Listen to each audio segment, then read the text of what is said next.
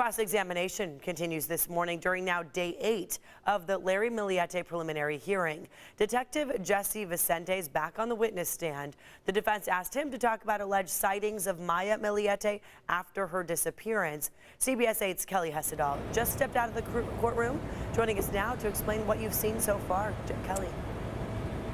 Yeah, that's right. And this is the defense's way of trying to cast doubt on the prosecution's theory that Maya was killed.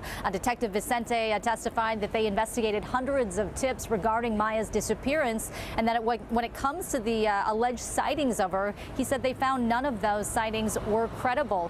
Now, Detective Vicente also talked about a theory that Maya potentially could have been sex trafficked. Here's what he said to that. In looking at the neighborhood of 2413 Paseo Los Gatos, there's not an area where we have information or previous knowledge that people have been trafficked. And additionally, with my experience, women in their 30s are typically not trafficked. There's a lot of the cases that we come across where someone's trafficked, they're usually vulnerable teens or kids. And Detective Vicente testified he previously worked on the sex trafficking task force, and he said there is no evidence Maya was a victim of human trafficking. Detective Vicente also testified about 2 ransom demands. He said police investigated them. One of the phone numbers led to an IP address that didn't go anywhere, and another led to a social media account that belonged to someone who extorts money from families of missing people. Now, this morning there was also questions from the defense about whether Maya suffered from a mental illness. Detective Vicente said there was no evidence of that other than Larry telling him Maya was having a midlife crisis or was depressed. The discussion then turned to this affair Larry believed Maya had been having with a coworker. The detective confirmed that person named Jamie was interviewed by police. Here's the exchange moments later. Did you investigate other suspects in this case? Yes. Can you tell us about those suspects? According to Larry, he believed that the lover was responsible for her disappearance. We looked into that, we obtained his statement, and there's no evidence indicating that she was with him.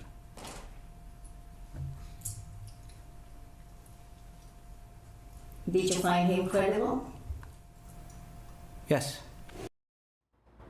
And I will say that it's been a bit of a tough morning for the judge, a bit of a frustrating morning. He is constantly having to guide the defense attorney on how to phrase specific questions so that they don't get an objection by the prosecution. And I will say probably one of the most compelling moments of cross-examination so far has been a question from the judge who asked the detective, was a murder weapon ever found?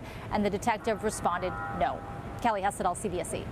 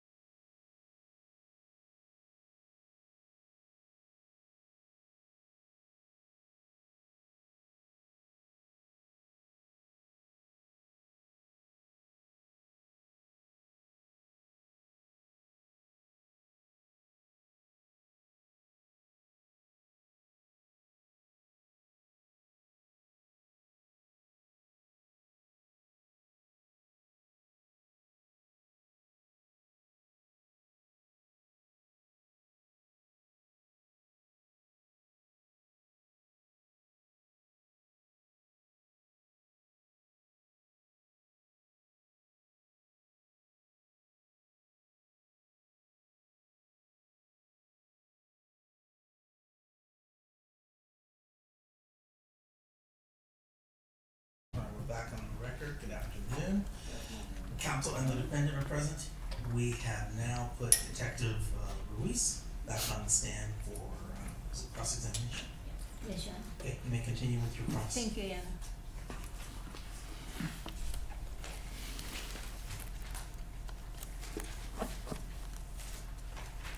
Good afternoon, Detective. Good afternoon.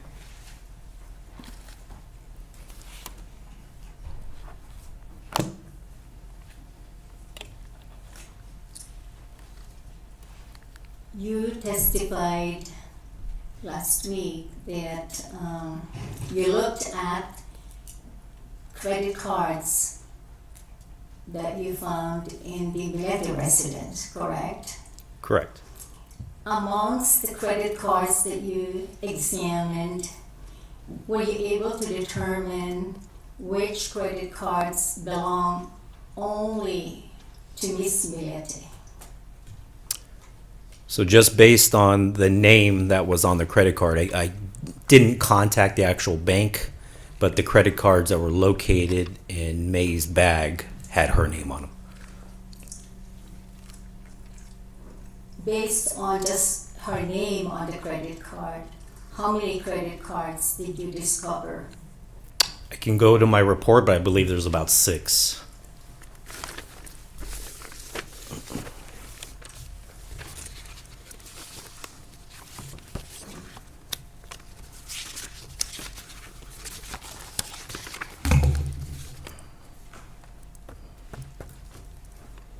So it looks like a total of 6.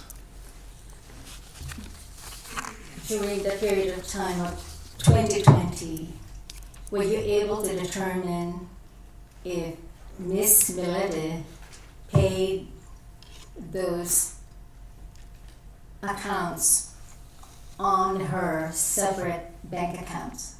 Objection, lack of foundation.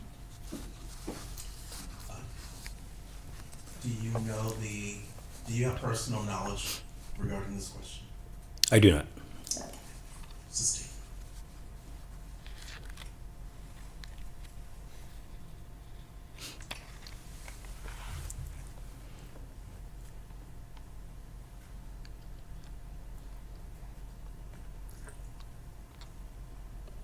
Did you also have the opportunity to call other transportation companies like Lyft or taxis to verify if anyone had picked up Miss Millete on January 7, 2021 from her home?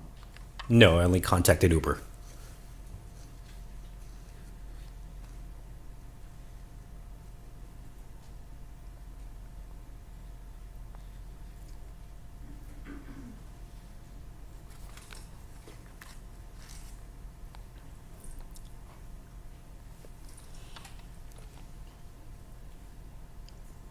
You did call the Navy Federal Credit Union, I believe, on January 13, 2021, inquiring about the credit card.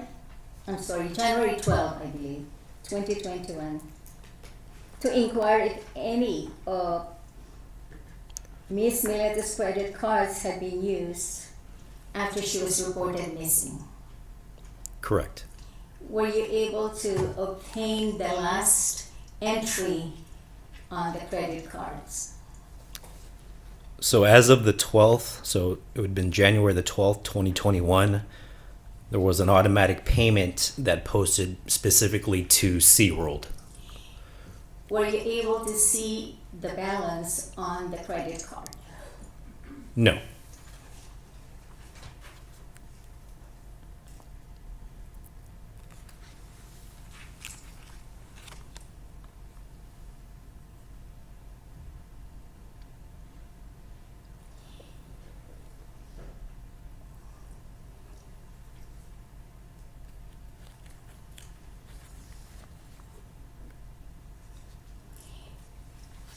I believe you assisted Detective McIver in reviewing the security footage Correct. from 2417 Paseo Los Gatos in Chula Vista, right? Correct. And on January the 8th, 2021, a dark colored sedan parked across the street from the Milete's residence. Are you able to see any individual inside that sedan? No. Did you see that when the sedan was approaching the area where it's parked, did you see when it turned off the lights? Is it a few minutes or? I believe it was soon after it parked. So when it was approaching the area where it intended to park, were the lights on the sedan? Correct. The vehicle was driving, headlights were on. When it parked, headlights came off. And then it turned, the lights just went off. Correct. And you couldn't tell whether the driver is a female or male. No, it was too dark. You also couldn't tell whether there were passengers inside that vehicle. Correct. Can you describe the lighting in that area? It's pretty dark. Okay.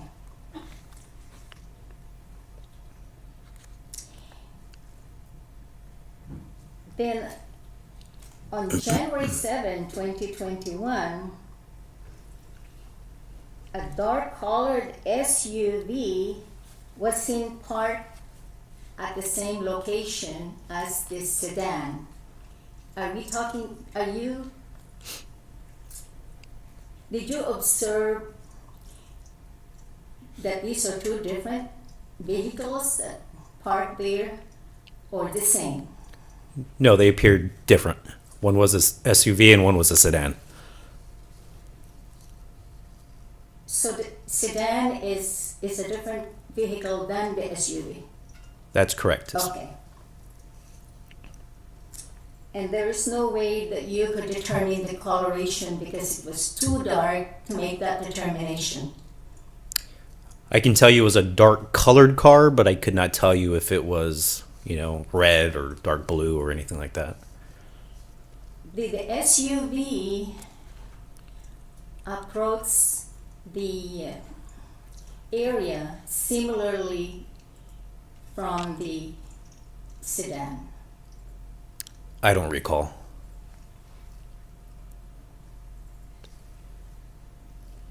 Since the area was very dark, is it fair to say that the entrance to the Millete residence was also dark?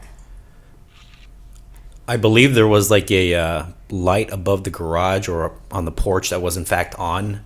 You can definitely see silhouettes of individuals walking back and forth. Did you observe anyone, strike that.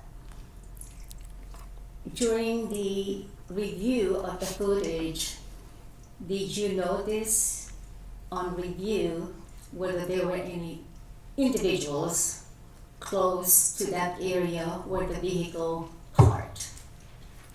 So across the street? Right. No, I did not see anybody near that vehicle. Were you able to determine how long the sedan stayed in that area where it parked?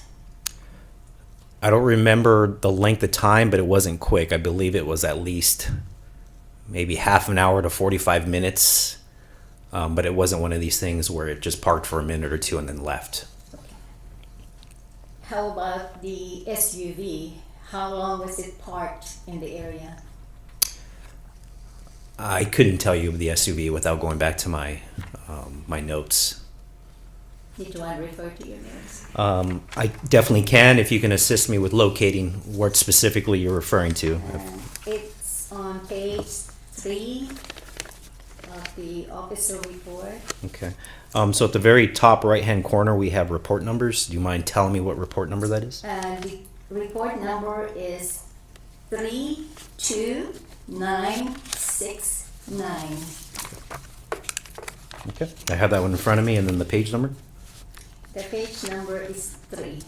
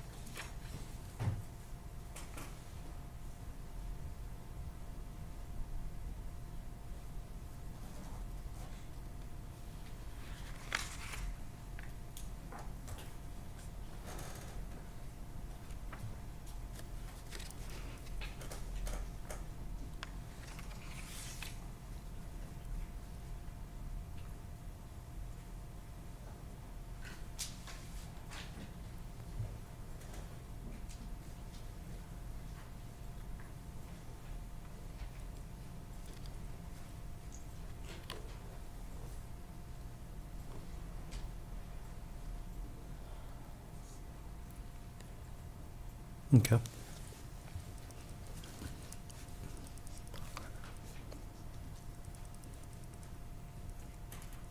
He's ready. Can you, did that refresh your recollection? It does, vaguely. I did go through quite a bit of footage. So you're able to determine how long the SUV was parked in the area? So it looks like it arrived at 17:11 hours. And then it left at 18:18 hours, so just over an hour. Was there anything strange or unusual while it was parked there for over an hour? No. You didn't hear any dogs barking or anyone coming out of the residences around the area? No, nothing unusual, nothing that stood out.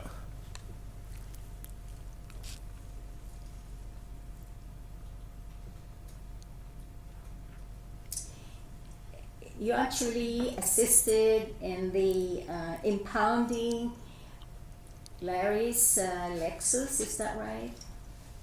Correct. And do you know if you brought in canines to sniff for human remains in the Lexus? I did. You do? I did. You did. So can you tell us what happened there when the canines Yeah, were brought in? So that would have been the first day of the search warrant. So the search warrant that was executed back in January. The vehicle, the Lexus. So in January the 23, I believe. 23rd, correct. The Lexus GX 460, I believe we're referring to, this is the exact model, was there at the Millete residence. Mr. Millete requested that we move the vehicle to a nearby park just to get the vehicle out of the neighbor's kind of sight, just to lessen the impact on the neighborhood, which we in fact did. I had members of the San Diego Sheriff's Department search and rescue team actually standing by that location with their cadaver dogs, and I opened up the doors and allowed the cadaver dogs to sniff inside the interior of the vehicle, specifically towards the rear. And did the dogs show signs of detecting human remains? They did not alert to any human remains. What about the residence itself? Did the canine dogs also enter the residence? I don't recall. I would have to refer to my notes. I know specifically the vehicle, but I don't believe I would have partook in that portion of it because I was with the Lexus and taking the vehicle back to our police department. So I couldn't tell you what the outcome, if any, with the cadaver dogs. Okay. Now, you know that the Milletes own 4 vehicles, is that right? Correct. And there was another vehicle, a 5th vehicle that's parked in their, associated with the house, the Millete house, that belonged to Mr. Milete's father. You recall that? I do. So a total of Vague as to time. Sustained. You can rephrase. At the time that you were at the residence on January 23rd, 2021, did you search all of the Milete's residence? All of the Milete's vehicles? Me personally, no.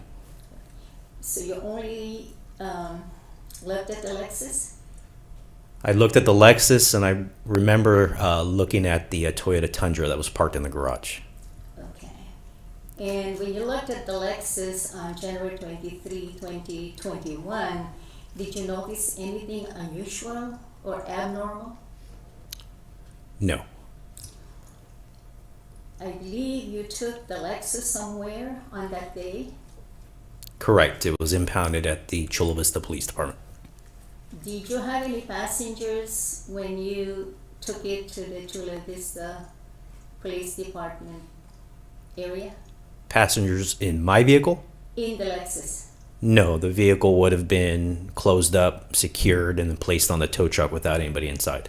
Okay. And how did the Lexus appear to you on January 23, 2021? That's vague. Rephrase. Were you able to examine the exterior and the interior of the Lexus when you took it, when you took it on January 23, 2021? I did not do an in-depth examination that would have been done at a later date at the Chula Vista Police Department.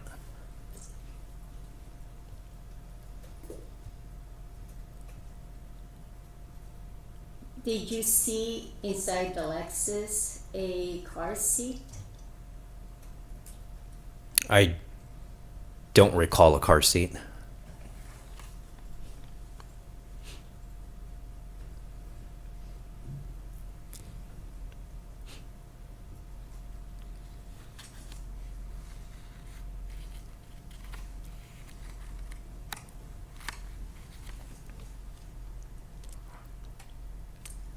You actually did not drive the Lexus to the Chula Vista Police Department, but wasn't it towed? Counsel asked and answered. He indicated that the vehicle was towed. It is towed, okay.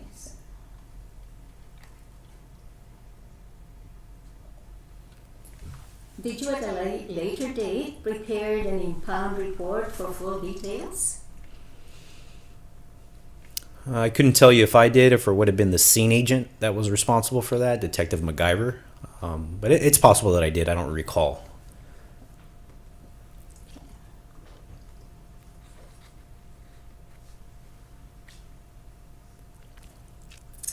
After you impounded the Lexus, you actually went back to the Millete residence, right?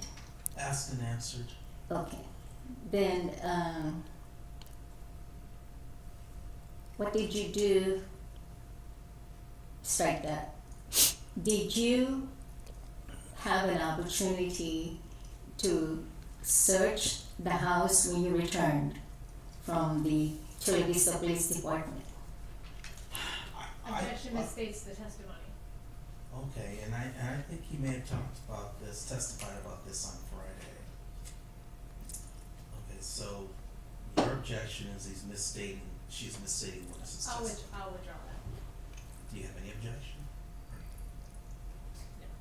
Alright. You can respond. I did assist with searching the residence.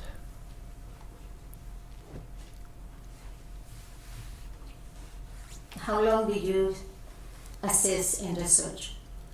Counsel, that sounds like a question for discovery purposes. If you've got a specific question of this witness, then please do that, ask that.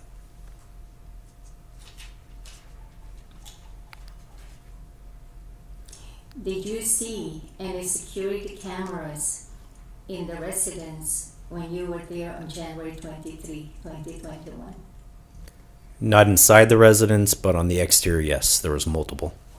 Can you describe the security cameras outside the residence? Just your standard security camera. I don't remember the color, but they were mounted on various sides of the house.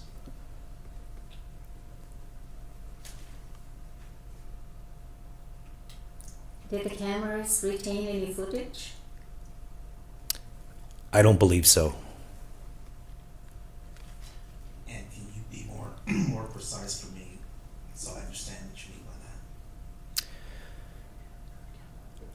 I did not view the actual DVR. I believe there was some type of DVR that was located in the garage. I do not recall if those were actually connected to the security cameras. The initial day that we contacted Larry, the first day that we actually spoke with him, he had indicated that those cameras had been disconnected for quite some time, well over a year or two.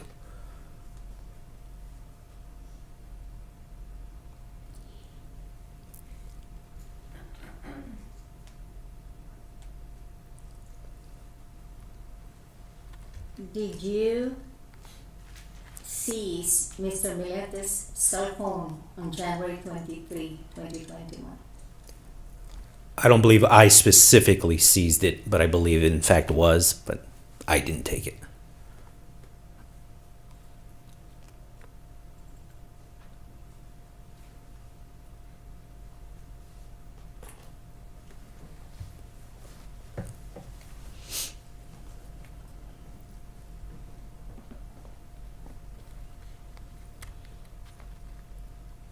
Were you the officer that downloaded the information on Mr. Millete's computer?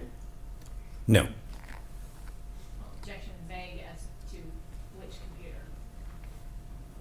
But Answer is no. Over.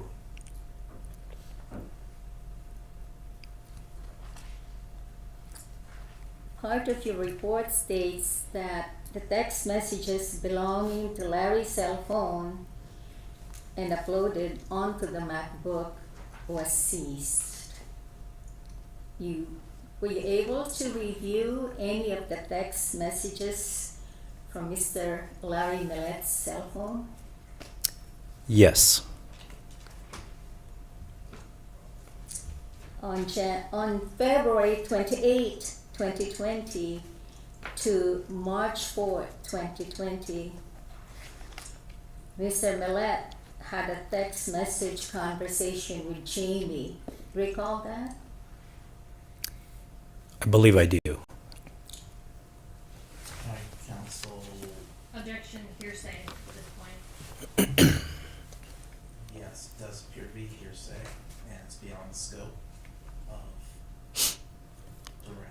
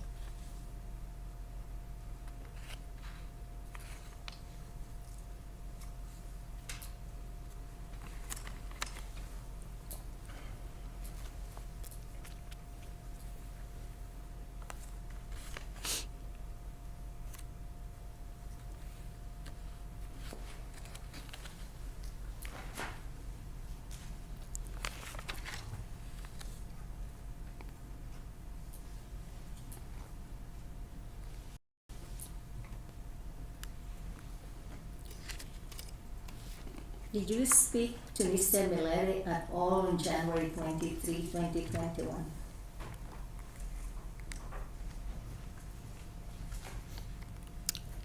I may have, it may have been just a very short conversation, but not an interview or anything like that, no.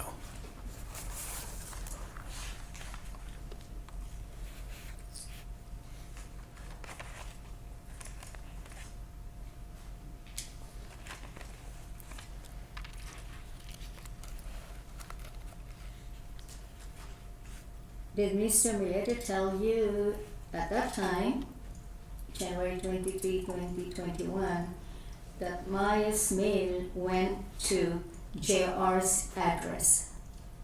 Objection relevance. What's the relevance? Your Honor, it reveals that, it will reveal that Ms. Milete's mail was not going to Paseo Los Gatos when she moved out of the house in May of 2020, and that it's possible that she does have some bills charged, and the officer may not have access to that.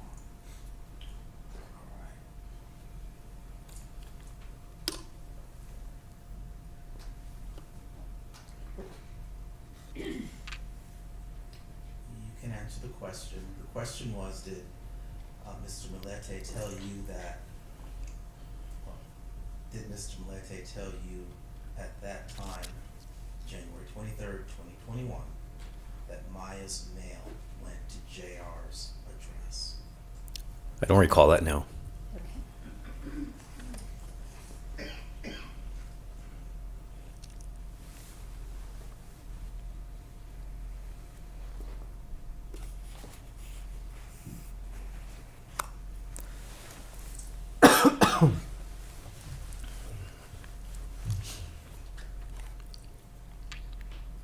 You also made note of a single loud bang, possibly gunshot, could be heard on January 7, 2021 at 20:44 hours.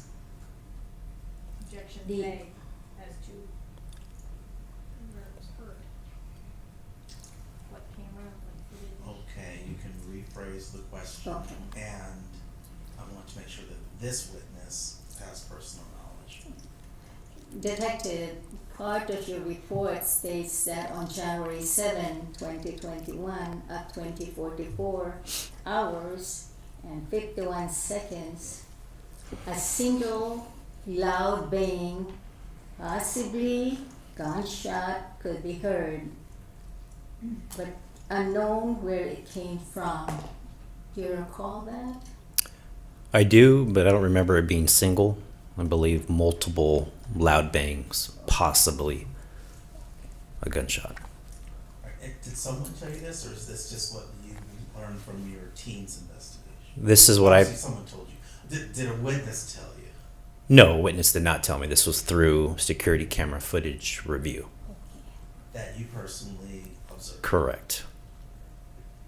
Did you see any bullet casings in the vicinity of Mr. Milete's residence? Spent casings? No.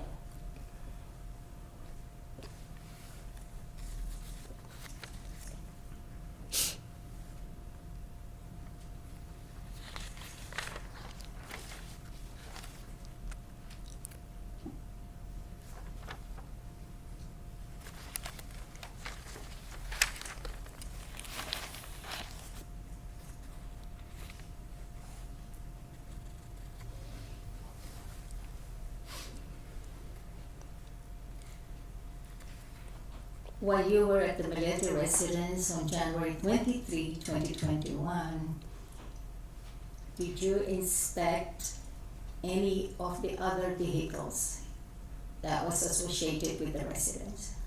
Objection asked and answered.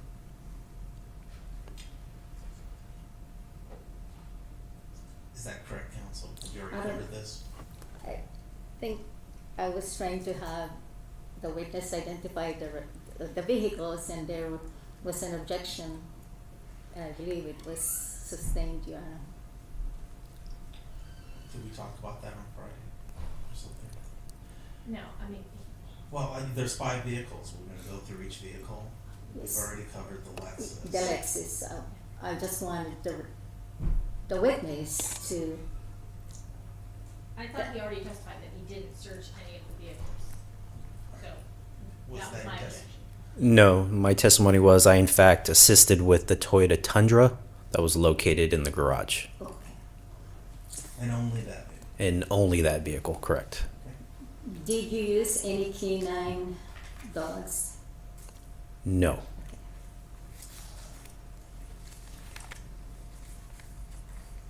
Did you see anything unusual in the tundra? No.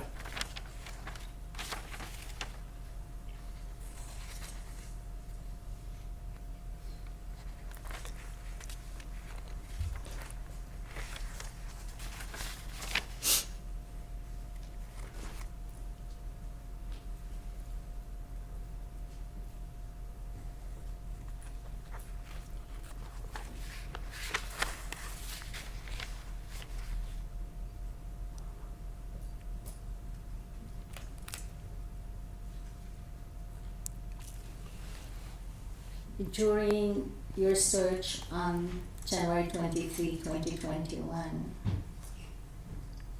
did you obtain documents related to Maya Millete's life insurance policies? No, I don't recall that. And I suppose that's assuming facts, not an evidence. Do I have any evidence there were life insurance policy, Ms. Bowles? Not at this point. You do not have that evidence at this point, no. No witnesses testified to that thus far, that I can recall. Are you going to explore that? Well, I mean, not a search warrant is requesting, but asking, is that something that you were going to ask of another witness? not at this hearing, not at this probable cause hearing. And a warrant was obtained for some records, but not by this witness. Okay, your objection is, my objection for lack of foundation sustained as to that question. Answers.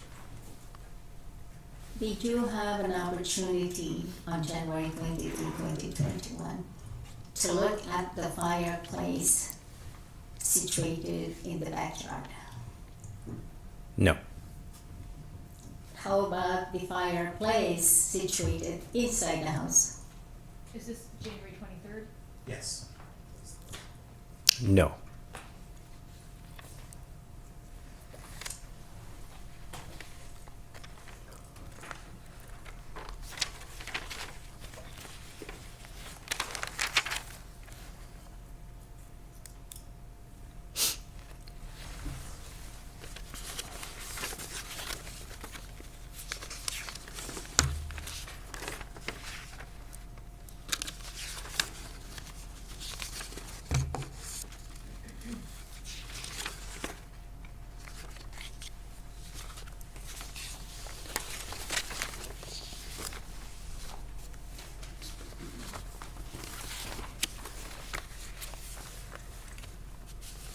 On the same date of January 23, 2021, did you observe inside Mr. and Mrs. Millete's house if they had a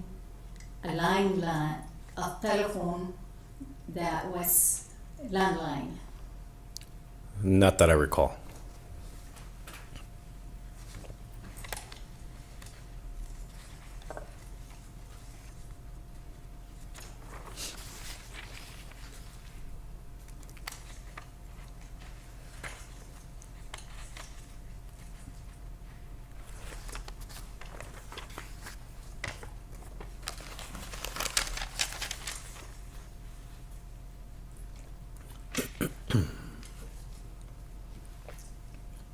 After you concluded your examination of the Millete residence on January 23, 2021, did you return again to do the same examination?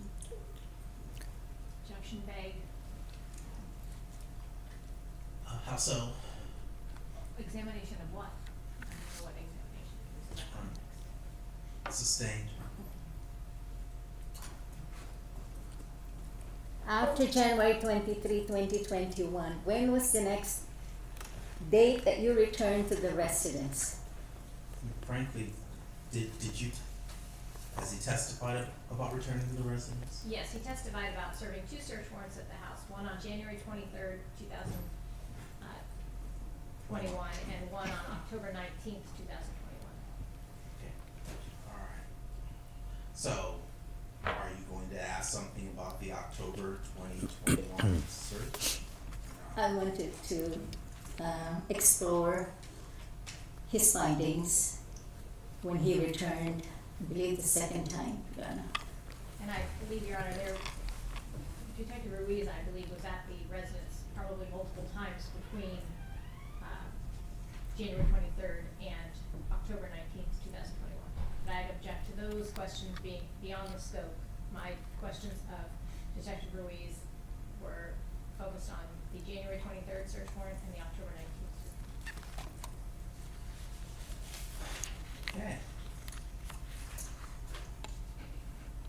If you have a specific question for him about the October search, you may ask, but I'm not going to let you just ask a number of general questions regarding No, Your Honor. what he saw and what he did on that day, because that is not the purpose of a preliminary hearing. You're using it for discovery won't. purposes, and it needs to be employed simply to cross-examine him on areas of inquiry that the prosecution has raised during their direct examination. I'm not gonna spend another hour with you asking this witness every question under the sun about what he did on a certain day. I don't intend to do that, So, Your Honor. get started. I would like to explore a question about the safe deposit, the safe, and see if he was present when they removed the firearms out of the safe. Okay.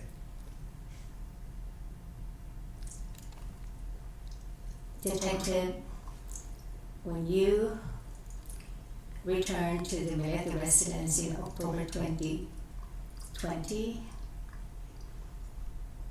did you observe and seize firearms from the safe?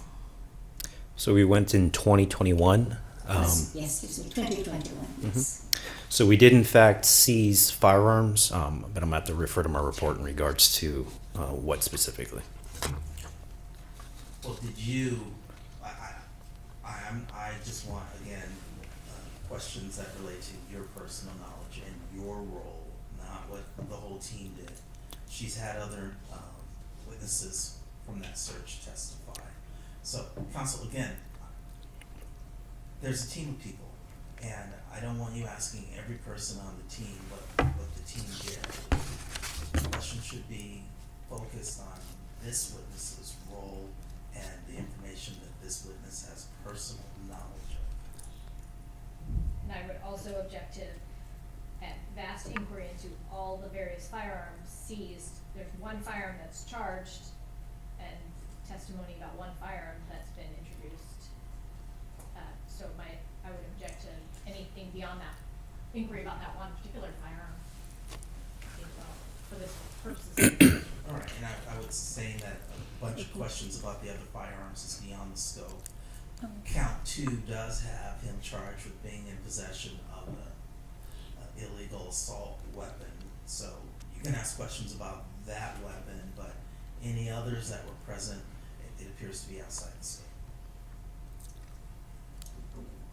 During the time that you were in the Millete residence in October 2020, did you remove a firearm in the Millete residence that was not in compliance with the California firearms? So that firearm was actually removed in the first search warrant, so the January search warrant, not the October search warrant. Were you part of that removal? I was.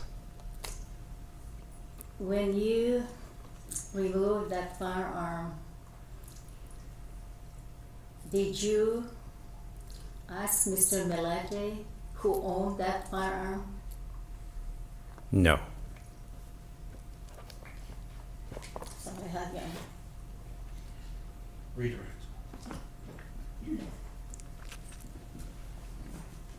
Once the Lexus was impounded on January 23rd, 2021 at the Chula Vista Police Department did it remain there, and has it remained there since that date?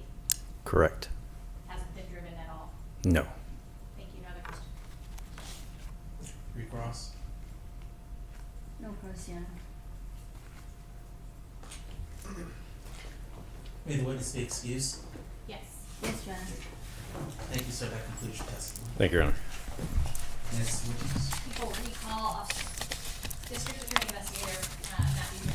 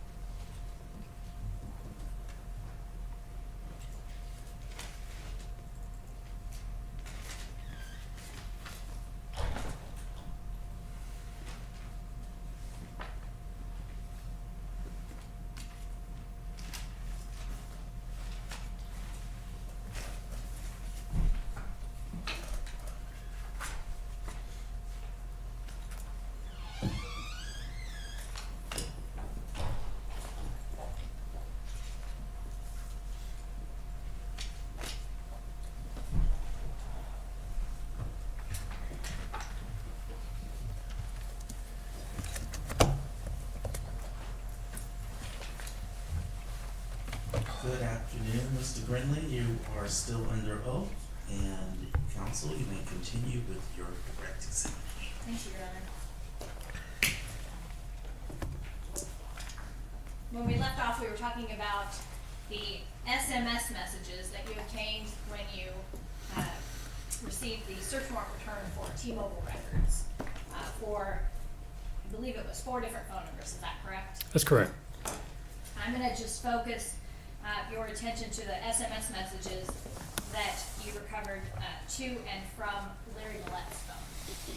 What was the date range, if you recall, of the text messages, the SMS messages that you received in that T-Mobile search warrant return? It's approximately 90 days. It wasn't too much material, but it covered the period of the disappearance. I don't know if the exhibit is still turned to Exhibit 30. It is. Okay, so looking at 30-2, and I'll project it up on the screen in a moment, but can you just sort of orientate us, before I put the exhibit up, kind of how you went about documenting or inserting these messages into a format, again, that was kind of more easily readable? Sure. So this is the original file is what I'm working with, and I was able to filter or convert the information to where it was readable as far as the content of the text message, the timestamp of when the text message was sent or received, and the people or the persons that were in communication with each other. So looking at 30-2, what are the columns that we look at, and what are the messages that were to who and from who will we be seeing messages in 30-2? Sure. So starting from the left side of the column to the right side of the column, we have time, in parentheses PST, which means Pacific Standard Time. So that is for the time zone and the date and time within California that we observe. Going across, we have from, so who the text message is from. To is who the text message is to. And the body of SMS message is the information or the actual text message and content that was sent on that timestamp. And have you looked at exhibits 30-1 through 30-12? I have. And are those fair and accurate representations of the text messages that you received as part of the search warrant return? Yes, they are. And did you in fact create the text that is within those exhibits? Yes, I did. Looking at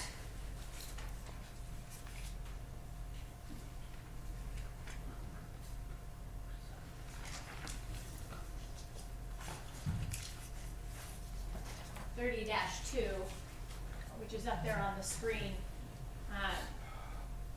it looks like we see some text messages that begin at 10:21 in the morning. Then the last one is 7:22 p.m. who are those messages to and from? This is communications between Terry Fonville and Larry Millete. Who's Terry Fonville? Terry Fonville is Larry Millete's work supervisor. Did you speak with Terry Fonville at some point during the investigation? Yes, I did. And we'll go into more depth about that later, but just generally, can you tell us a little bit about how the relationship between Terry Fonville and Larry Millete, how long they've known each other? They've known each other, according to Mr. Fonville, approximately 19 years in a work capacity environment that they would communicate. But according to Mr. Fonville, regarded Larry as a friend. And these were messages exchanged on January 3rd. That is correct. Looking at 30-3, are these SMS text messages to and from Larry Millete's phone on January 4th? Yes. Okay, and again, these are to and from or between the defendant Larry Millete and Terry Fonville. Correct. Looking at 30-4,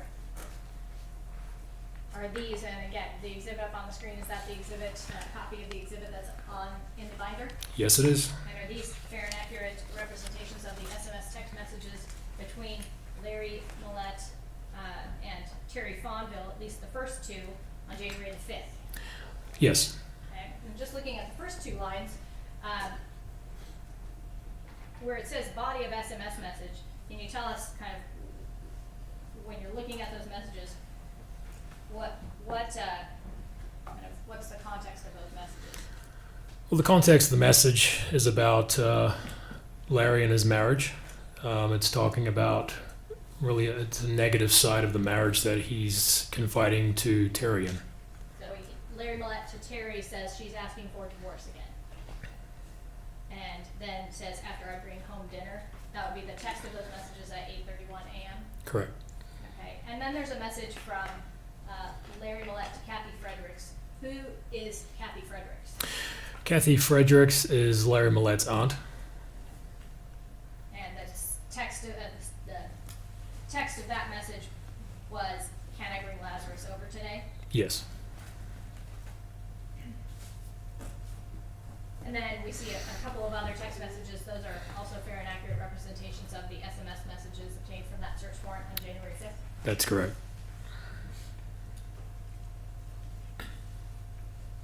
Looking at 30-5, are these fair and accurate representation of text messages between, again, to and from Larry Millete's phone on January the 5th? That's correct, yes. And just starting at the top, there appears to be one at 11 a.m. from Larry Millete to Terry Fonville. Can you read that one for us? Yes. You need serious help how you view things. Please do not make me feel guilty about shit, about what you feel and all that, because you will always do what you want. We are completely done. And there look to be two asterisks there at the end of that body of that message. Were those in the text message themselves? They were not. Okay, and what are those representative of? There was myself as reviewing that information was an author's note, which appeared to be copied from an original iMessage or some additional source believed to be coming from May. That was then copied and sent to Terry from Larry. And then 12:19, there appears to be a message, Kathy Fredericks to Larry. And what is the text of that message? So it says, go to work, do the IA, don't let her do anything, and you don't do anything because you'll lose everything. Fight for the kids and yourself. And then there's another message then, 12:19, Kathy Fredericks to Larry Millete. She's selfish, that's proven after all her and all the things you did after she screwed up, so he prepared. Did you write the word sick in there, or was that from the SMS? I did just to represent some punctuation error. And then, looks like 12:34 p.m., Terry Fonville to Larry Millete. What is your ETA? Waiting for you so I can close this out, DMLSS. that's the fair and accurate text of the message that you retrieved in the search warrant for that date and time. Yes. And then, looks like Kathy to Larry Millete, don't forget to leave the car seat. And then at 1:55 p.m., Larry Millete to his boss, parked. Correct. What does DMLSS mean? What do you think it means? Your Honor, I'm not too sure what it means. I believe it's something to do with his employment. That's as far as I know. On January 6th, do we have additional text messages to and from Larry Millete's phone? Yes, we do. And if you just start at the top, 9:52 a.m. from Larry Millete to Terry Fonville. What is the text of that message? Oh, counsel, identify the exhibit. Oh, I apologize, Your Honor. 30-6 is up on the screen, and is that an accurate representation of exhibit 30-6 in the binder? Yes, it is. And looking at that message at 9:52 a.m. from Larry Millete to Terry Fonville, and kind of following the series down through 10:33 a.m., could you just read those messages? Yes. First message is, I don't want to be your wife anymore. I'm filing whether you like it or not. I should have left a long time ago, and this time I'm not going to look back and say that again. Got it? What's your ETA? We really need you to complete this. I was downstairs speaking with Charlene. She said your card was not locked, and she didn't see a chair, I want to believe it is. And then looks like there's asterisk again for those top 3 text messages, SMS messages. Again, what is the representation of those asterisks? Again, it appears to be copied from a previous text message between Larry and May. And then at 1:23 p.m., there's a message from Larry Millete to Terry Fonville, and proceeding down a continued exchange between the two of them through 1:28 p.m. Can you just go ahead and read those for us? Yes. Not coming in today. It's been an exhausting day full of getting yelled at and followed throughout the house drama. Like a floor mat, I took it all in. I just can't fathom what's going on. This is surreal, like life is hopeless. Next message. I'll try and come in early tomorrow. Today I'm just mentally, physically, and emotionally spent.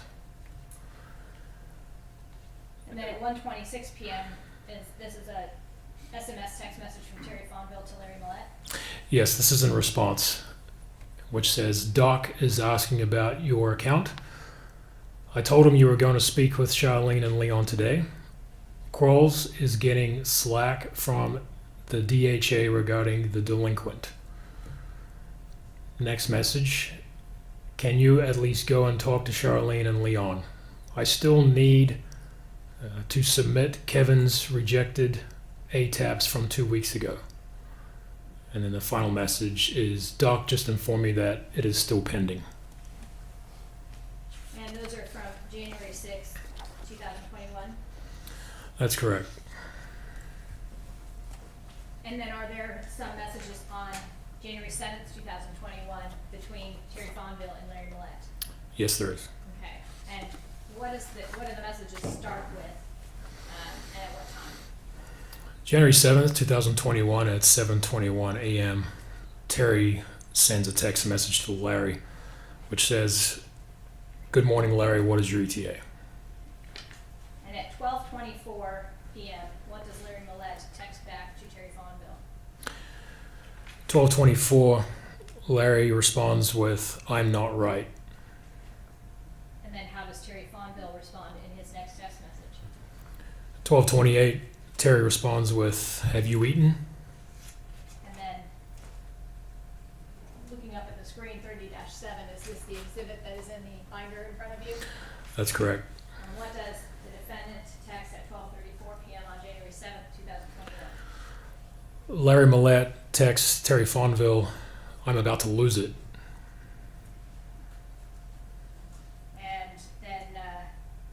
read the next couple of messages. 12:36 p.m. Terry replies to Larry, "Call me." And then at 1:53, Terry again reaches out to Larry, asking, "Where are you?" Are there any messages, well, are there any messages between them for the remainder of the day? No. Looking at 30-8 in front of you in the binder, can you tell us a little bit about what this exhibit is before I project it up on the screen? Sure. So this is from a forensic tool that was used to extract the contents of Larry Millete's iPhone on January 13th, 2021. The image portrays a screenshot that was obtained through the extraction of an application reflecting the balance of a cryptocurrency account. And I'm not going to project this up on the screen because it does have telephone numbers on it for Melanie Millete and Laura Mae Millete. But can you tell us essentially what is this? So there's an application called Coinbase, which is a cryptocurrency application. So this is what is reflected. It's showing a screenshot of the account balance and additional information that the application provides. So this was a screenshot, so actually physically taking a screenshot on or captured on the phone, and it was sent to Melanie and Laura Mae on January 7th at 9:21 p.m. Sent by who? Sent by Larry Millete, or at least the cell phone that he was in possession of. And that was sent at January 7th, 2021 at 9:21 p.m. That's correct. And essentially it's a screenshot of balance for a Bitcoin portfolio. Yes, the specific application would be Coinbase, but yes, it is a firm of Bitcoin. And what's your understanding of well, strike that on. I think we'll have testimony about that at a later time. Were there any messages to or from, SMS messages, to or from Larry Millete's phone on January the 8th? Not until approximately 8 o'clock in the evening, and it was a automated message from a clothing company. Was that unusual in terms of the activity that you saw in the search warrant return SMS messages on to or from Larry Millete's phone? Yes. How so? Just the lack of, or the omittance of any text message or any communication, anything on network. There was virtually nothing. Now, did you have an opportunity to review I think you've already mentioned that you did, the cell phone download, consensual cell phone download provided by Larry Millete January 13th, 2021? Yes, I have. And did you look at the cell phone activity for January 8th, 2021? I did. Can you tell us what Exhibit 30-10 is? 30-10 is reflective of the forensic tool that was used to extract the data, and it's showing essentially in a chronological fashion the events that were occurring on January 8th, beginning at 7:17 p.m. I'm sorry, from 11:52 a.m. through 7:17 p.m.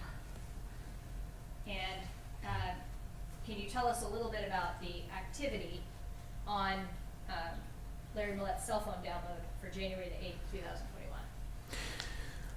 Very limited activity. There was no outgoing phone calls. There was no outgoing text messages. There were incoming text messages that were reported on the extraction, but there was nothing additional from there. So some phone calls coming in, and in fact, on the phone download, was there a text message on January 2021 at 11:52 a.m. from Leo Millete Papa? Yes. And who do you know that to be? As Benito Millete, who is Larry's dad. And I'm just going to project up on the screen that particular text.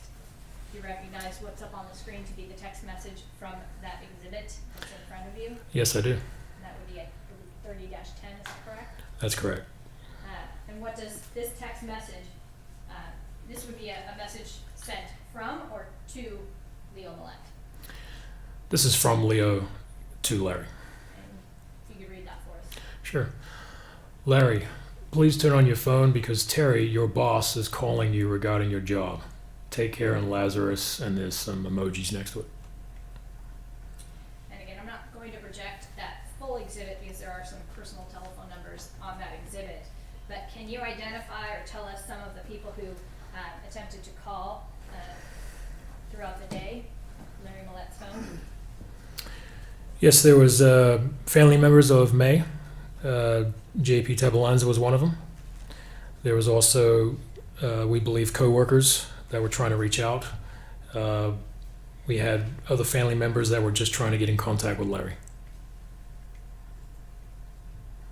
And what was the significance to you in terms of this evidence? What I found is that the phone had been turned off around 6:34 in the morning and wasn't turned back on until 6:35 at night. So that dark time, or that dark window, or that 12-hour period or so, people are reaching out to him, and that's not common based on the habits and patterns of the phone's entirety. And then all of a sudden having this phone not receiving communication was interesting.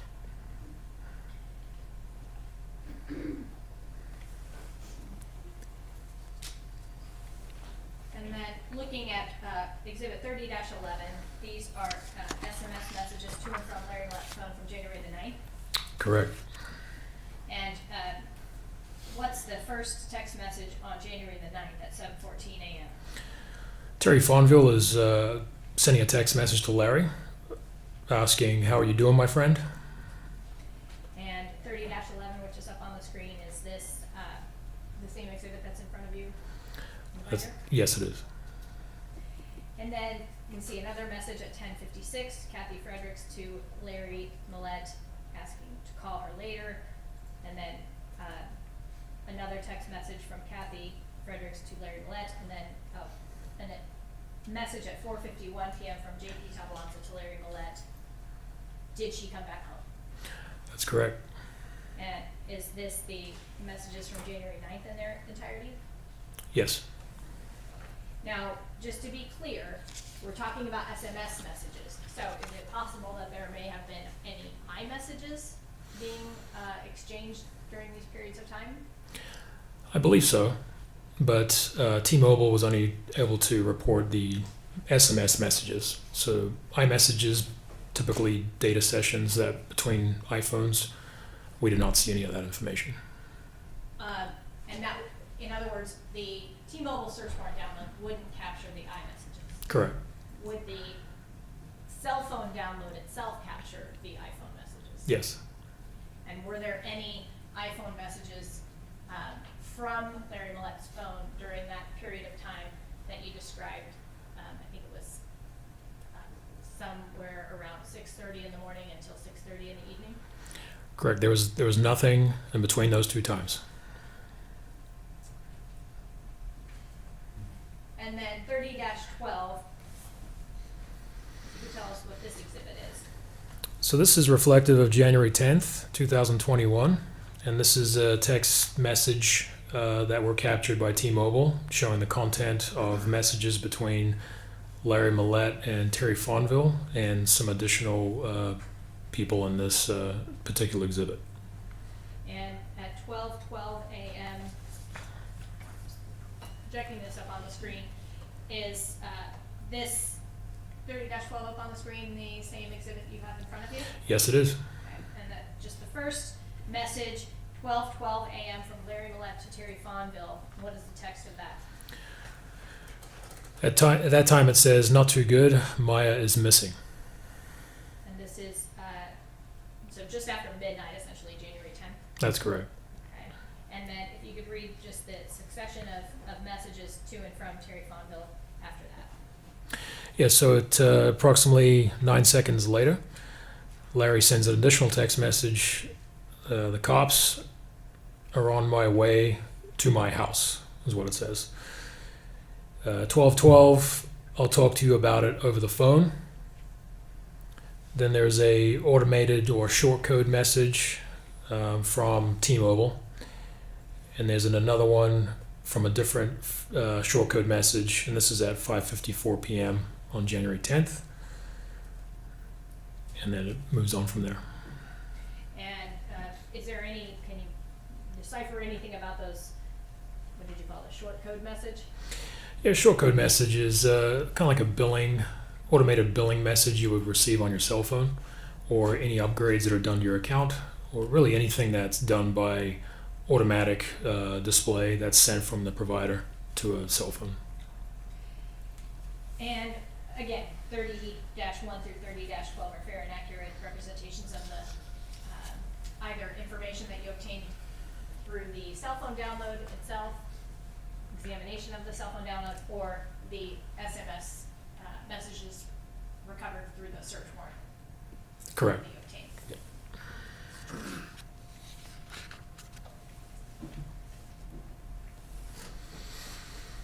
Did you write several search warrants over the course of this investigation? Yes, I did. Did you write, well, at some point in your investigation, did you learn that May had a Facebook account, Yes. one that was commonly used for her to communicate with family, friends? Correct. And then did you learn that she had an Instagram account that she used to communicate with family and friends? Yes.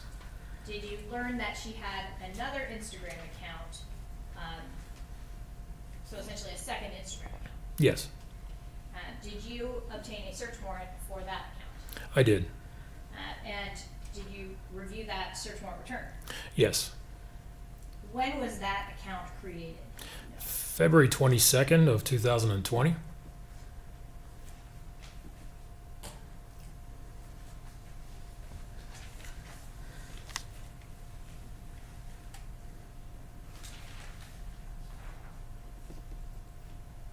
Can you tell us a little bit about that account and how it may have been, well, did you, in the course of your investigation, have an opportunity to review the, I'm going to call them Facebook account 1 and Instagram account 1? Did you review those, at least to some degree, during your investigation? Yes, I did. And did you see any differences in, let's say, the Instagram account number 1 and this particular second Instagram account that you obtained a warrant? I noticed several differences in the two accounts. Can you tell us about that? Yes, let's call it Facebook 1 is mainly friends that she was communicating with, talking about her children, trips, other events that was going on in her life at the time. Same with the initial Instagram account. The search warrant that I wrote for on the, let's call it Instagram 2, was more of, I would say, a place that May could vent. And I could see a lot of intimate information about what was really going on in her life, separate from her, let's say, Facebook 1 account. She was communicating kind of like a diary for herself as a way to vent. Again, and she was also communicating with someone quite frequently during that time, or during the period of the records that I requested. And I think you said the account was created February 22nd, 2020. That's correct. Right. What was the last login for that account? The last login activity was January 7th at around 11:15 in the morning. And what was that action, if you recall? Changing the profile. And then you mentioned, so let's actually talk a little bit. Can you turn to Exhibit 16 in that binder? Sure.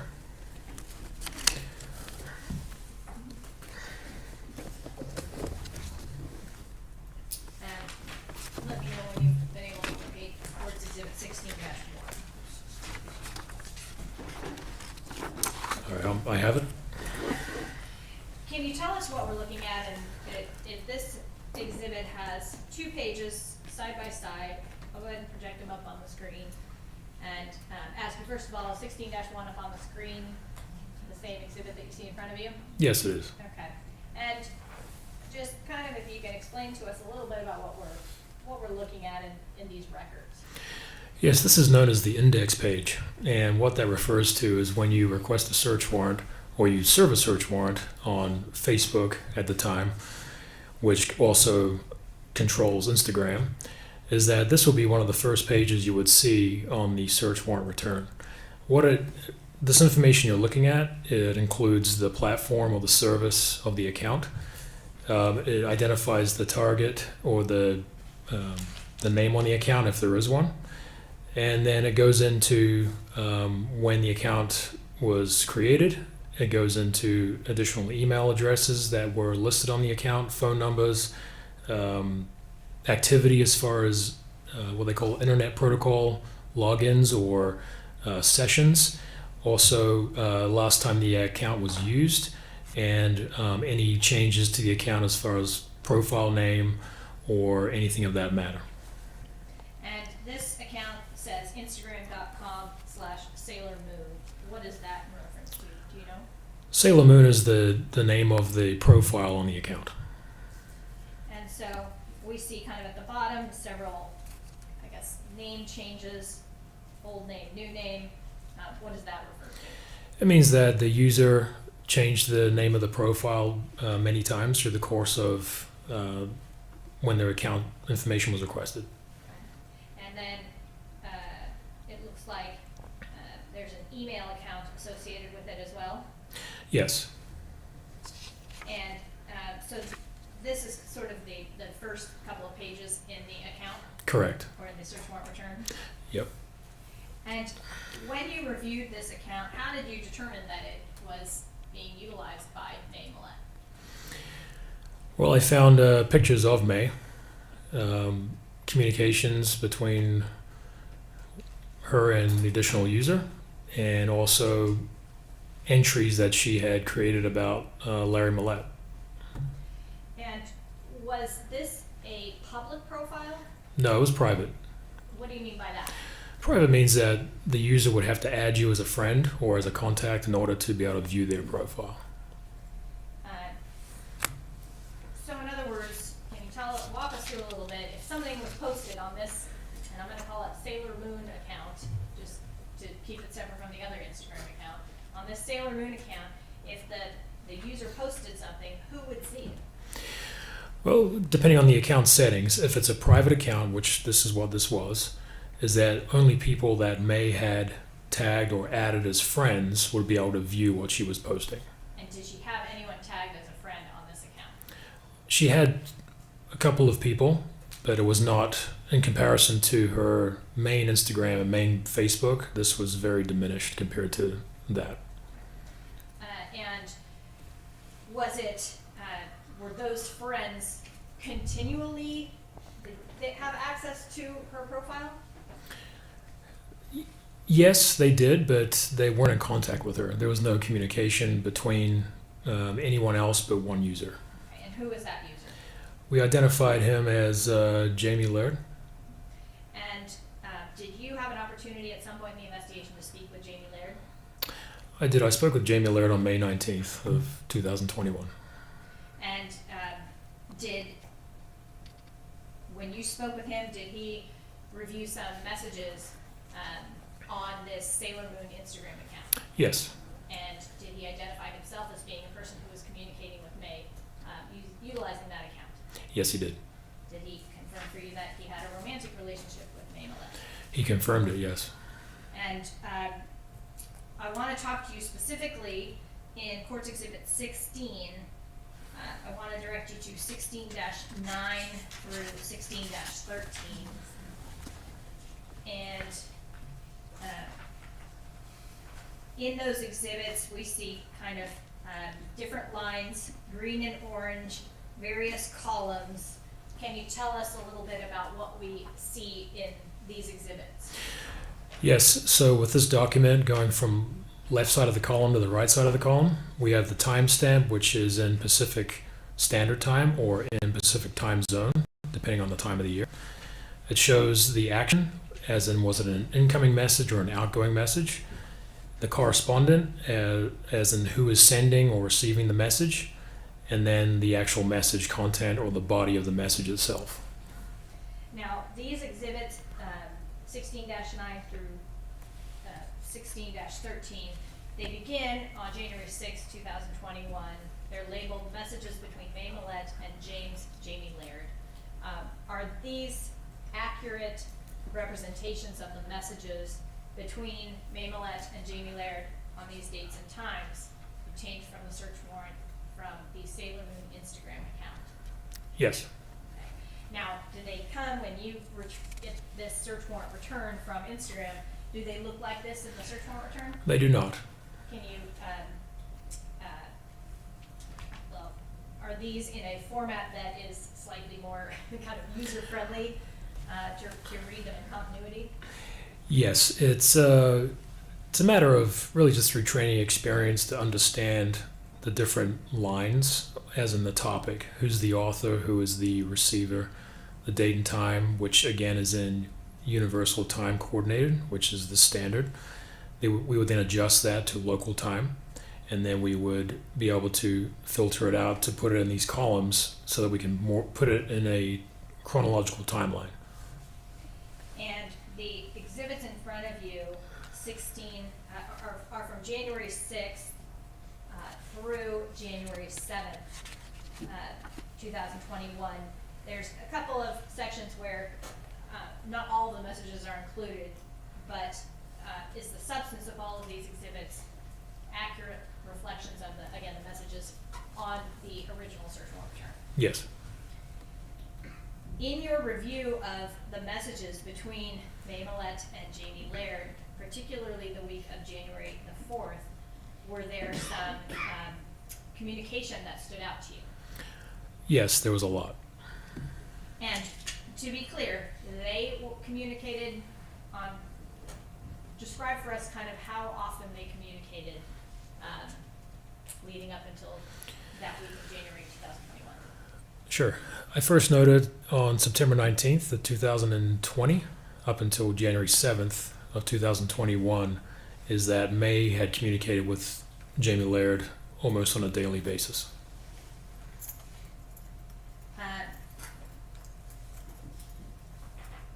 In looking at those messages between the two of them, I know you indicated a romantic relationship. Can you describe at all kind of the nature of their relationship? It was based on the messaging. It was sexual. It was also very emotional. They would talk about a lot of different topics than just the obvious. It got to the point where May had talked to Jamie about very personal issues, and Jamie was also receptive and responded with his own personal issues. So it was also by looking at it, both of them were finding a safe haven to talk to each other that nobody else would see. Was there any indication in your review of their communications that they were looking to, for example, run away together? Not at all. In fact, the last message that, what is the last message, date and time of any communication on this account? So it's January 7th, 2021 at 2:03 p.m.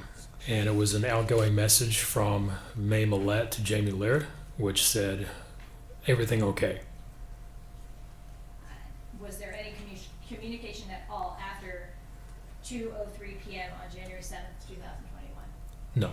And this was after essentially daily communication dating back to September of 2021? I'm sorry, September of 2020? Correct.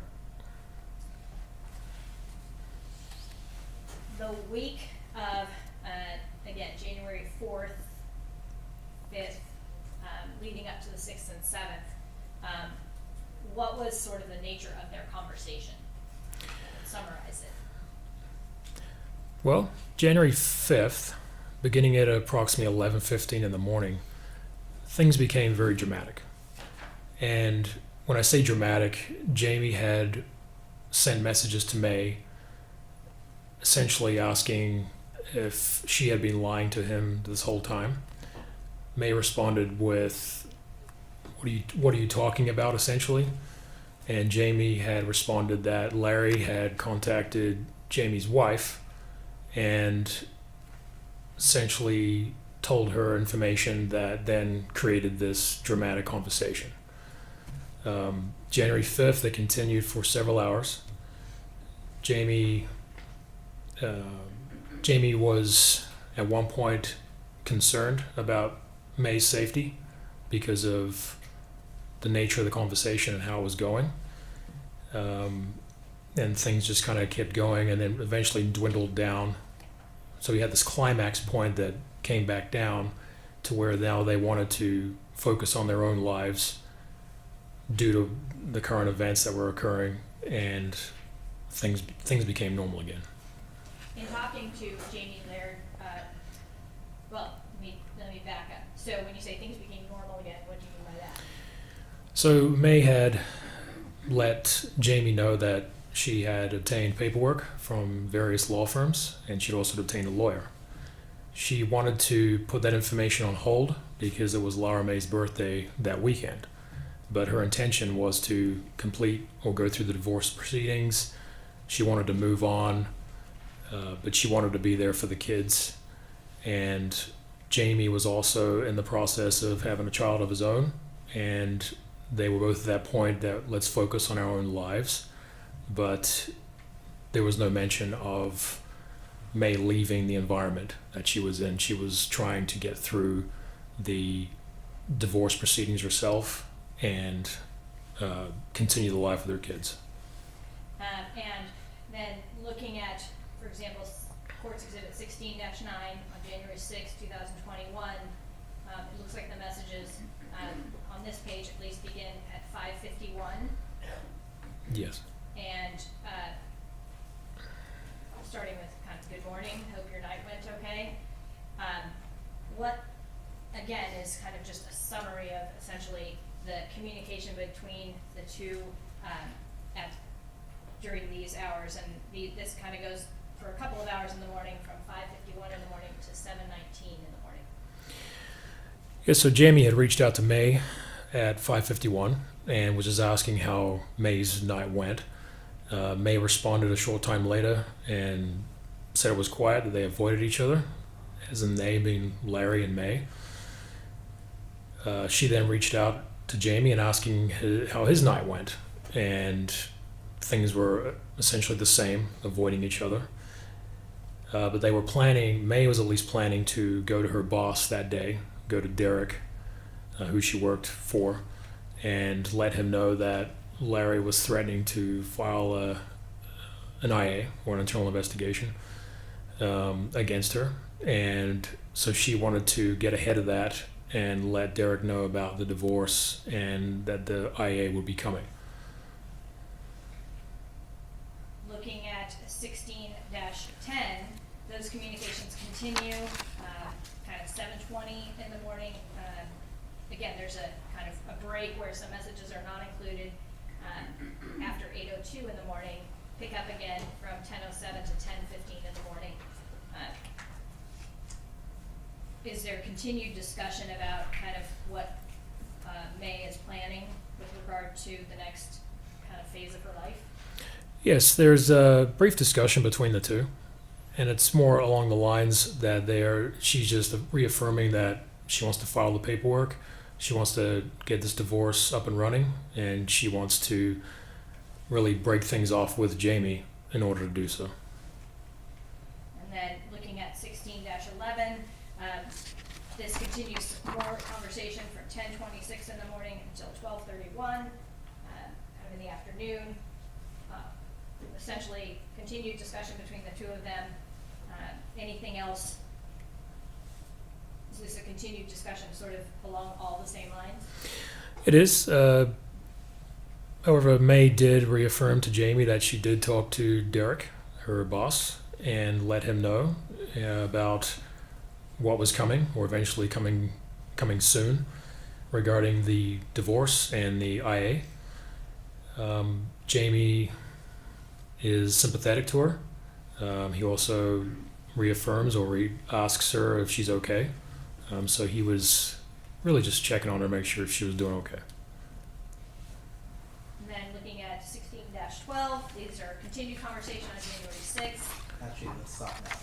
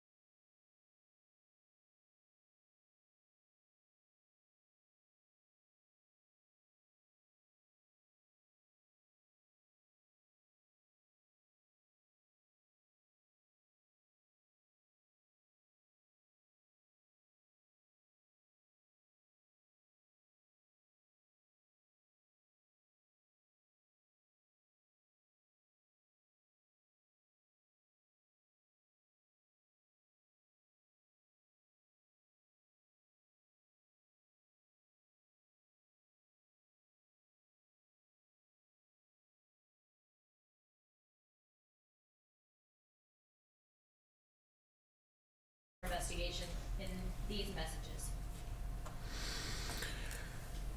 Well, just it followed through on what she was telling Jamie the day before on what her plan was, or at least several hours before, is that she did talk to Derek. She did lay out her intention of going through with the divorce proceedings and let him know about the IA.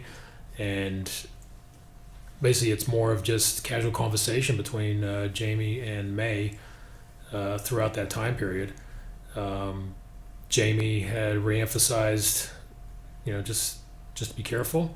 At the same time, they said goodnight to each other, and she wanted to keep a clear head for the following day. And then 16-13, Court's Exhibit, is January 7th, 2021, a series of messages between 6:03 a.m. and then 2:03 p.m. And what was the topic of conversation in these messages? Jamie reaches out to May at 6:03 a.m. and just asks how the night went and was hoping it was okay. May responds that it was okay. She had a conversation with Laura May about divorce, and that Laura May was receptive to it. Jamie again says, "I'm still worried about you." May says, "Don't be, but thank you." And at around 9:10 in the morning, Jamie says that he has to log out and have a great day hanging there. And May basically replies, "You too." And then at 2:03 p.m. was the final outgoing message from May to Larry, asking if everything was okay. Sorry, to Larry or to I'm sorry, to Jamie. I apologize. And again, when you spoke to Jamie Laird in person during your interview, was there any indication at all that he and May had met up, had any communication after this last communication from May at 2:03 p.m. on January 7th? No.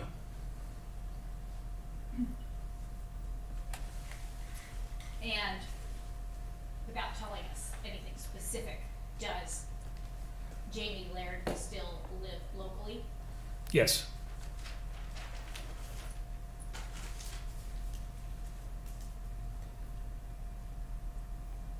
Were there some other postings on this Sailor Moon Instagram account that were of evidentiary interest to you? Yes, there were several. And can you describe what just the nature of some of those postings were that were significant? What stood out to me was another series of events that led towards her current relationship with Larry. Discontent, accusations, fighting. There's pictures of kind of like selfies of May that did not reflect her main Instagram or Facebook account, in the fact that she didn't appear to be happy. Looking at Court's Exhibit 16-2, do you recognize the documents on this exhibit to be from the Instagram search warrant return, the Sailor Moon Instagram account?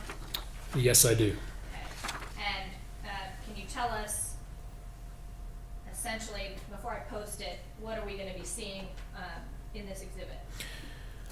What you'll be seeing is from July 15th of 2020, and it is a screenshot of a text message conversation between May and Larry. And it's also a column or a topic of text where it says, "I think Larry, my husband, is poisoning me." And is 16-2 up on the screen the same exhibit that's in the binder in front of you? It is. Okay. And there's some text that's highlighted in yellow. In your review of these Instagram messages, this would be text that would be written by the user. That's correct. And what's the date and time of this post? So I'll provide you with the original timestamp and then convert it to a local time. So date created is July 15th, 2020. The UTC, or the Universal Time Coordinated Standard, is 11:20:22 p.m. So you would subtract 7 hours for that time frame because we're in Pacific Daylight Time. So it would be approximately 4:20 p.m. And then it looks like there's a screenshot then to the left. And what does that screenshot appear to be? It's a conversation between Larry, who is in text in black lettering or black content, and in blue is May. And what was significant in terms of this screenshot of these messages? May is, she's asking Larry why she's so drowsy. And apparently Larry had been giving her vitamins, as she describes it to be. She says she doesn't want them anymore. Larry responds with, I take the same ones and just take half the dose. It's supposed to be 2 gummies of each.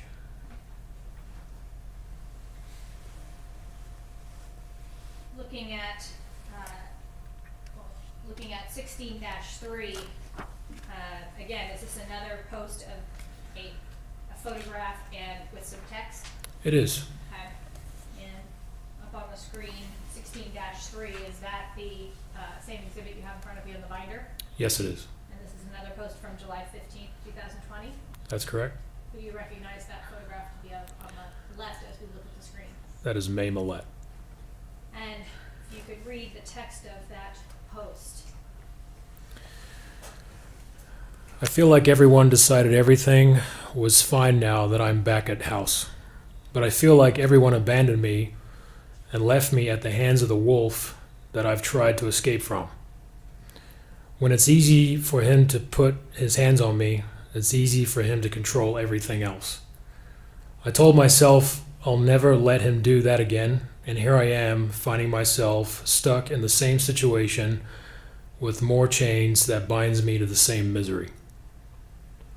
And again, these are posts that are part of her private Instagram account. That's correct.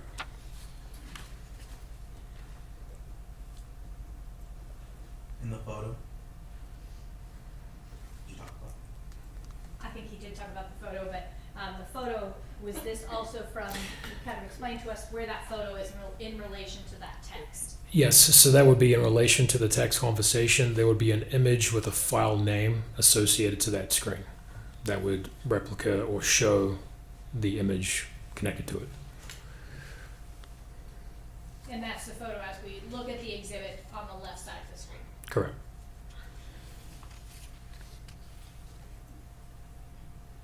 Now, looking at 16-4, 16-5, 16-6, and 16, all the way through 16-8, do you recognize that series of exhibits? I do. And what do you recognize those to be? These are from May's Instagram account, the Sailor Moon Instagram account. And this is from a conversation that occurred on August 19th, 2020, where May has really shown a way of venting or including this information on her account by the source of At It Again, August 17th, 2020, and associated with a picture of a screenshot. So we see the same, the post At It Again, 8/17/2020, along with a series of screenshots Yes. showing you 16-4 up on the screen.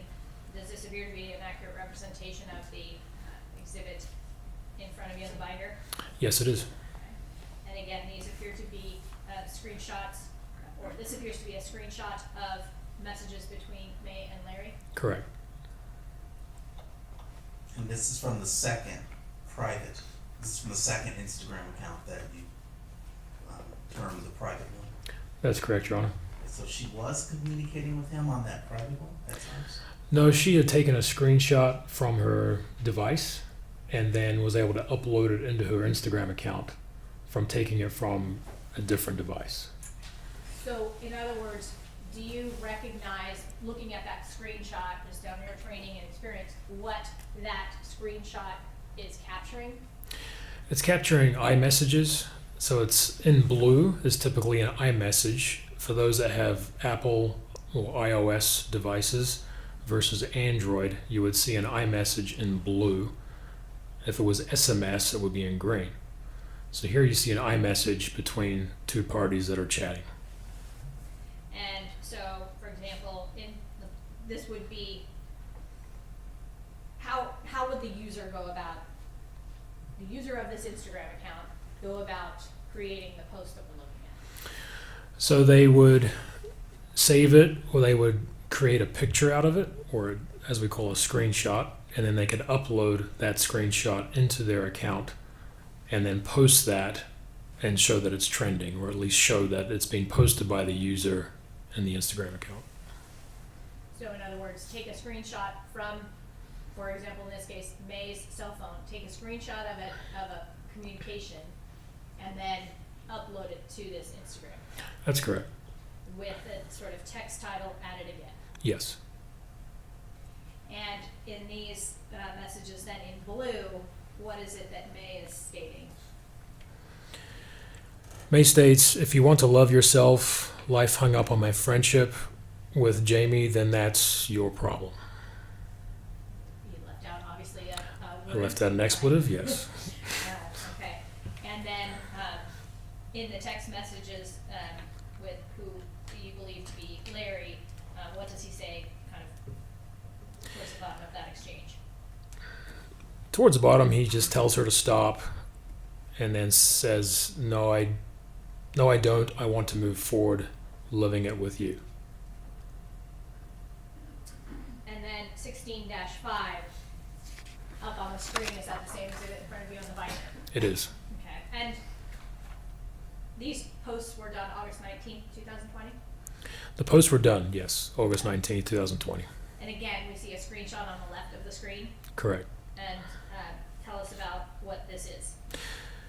This is a conversation between May and Larry, and it's also showing a screenshot captured from the device that was then uploaded to Instagram, and it is reflecting a conversation that is in the text format where it says "added again, August 17th, 2020." She is posting basically the evidence of it, of what that would include. And the substance of the conversation between them, what would you say the tone of that is? She can't get away. She's claiming that the relationship is toxic, or the toxicity of it. Larry responds that everything I do annoys you right now, but then apologizes, and she's just telling him to stop. He says, I'm constantly thinking of you. I can't help it. Correct. Looking at 16-6, would this be a screenshot in the same series then? There's a kind of a series of... Yes, so with this, to sum this up, there's a number of screenshots that are all related to this post. So when I talk about post, I'm talking on the right side of the screen where it's reflective of added again, August 17th.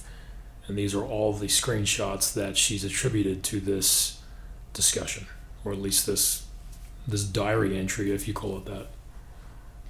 And again, fair and accurate representation of the documents obtained during the search warrant return from the Sailor Moon Instagram account. That's correct. And so, if you could just read the messages in blue. Sure. Stop it. Do your work and not other things. I told you already.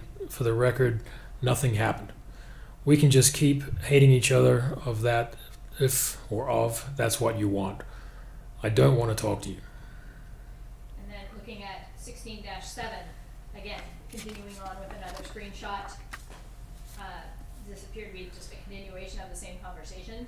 Yes, it appears to be.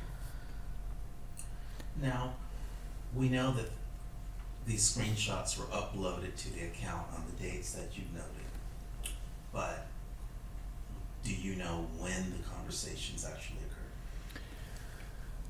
I do not, without having May's device to essentially do an analysis on to when that was done. I can just assume based on when she reflects the date of August 17th, 2020, and that the time that's actually posted is 2 days later, I would believe that that's when the argument occurred. And that's your reasoning, but you're not sure. I'm not sure. Your best guess, which is fine. Yes, All right, sir. next question. Okay, thank you. And in 16-7, again, same concept, screenshots being posted. The top text from May in this post, screenshot says, "Leave me alone, stop involving other people with our problems." That's correct. And then looking at 16-8, again, another screenshot with the same text, added again, 8/17/2020. Where at the top, it looks like May says, "Live by yourself. Without me, I'm only here for the kids." Correct. Again, this is an accurate representation of these Facebook or these Instagram records from your search warrant return. Yes, it is. Was there any activity on this Instagram account by May Millete after January 7th, 2021? No. Did you also obtain a search warrant for Yahoo records? I did. Can you tell us a little bit about that? Yes. During the course of the investigation and my conversations with the case agent assigned to this case from the Chula Vista Police Department, it identified a email address that had the domain of @yahoo.com. So with domains, we have at Gmail, at Yahoo, at AOL, at Microsoft. So that really gives you an idea of which email provider is retaining these records. So with that information, I wrote a search warrant to obtain further information to determine if there was activity from this account or who it belonged to in relation to May's disappearance. So what did you actually request in your search warrant from Yahoo? I requested all records, all email communications, any type of purchases, contacts, identifiers such as phone numbers, anybody else that would have access to the account. And that was the initial search warrant that was submitted.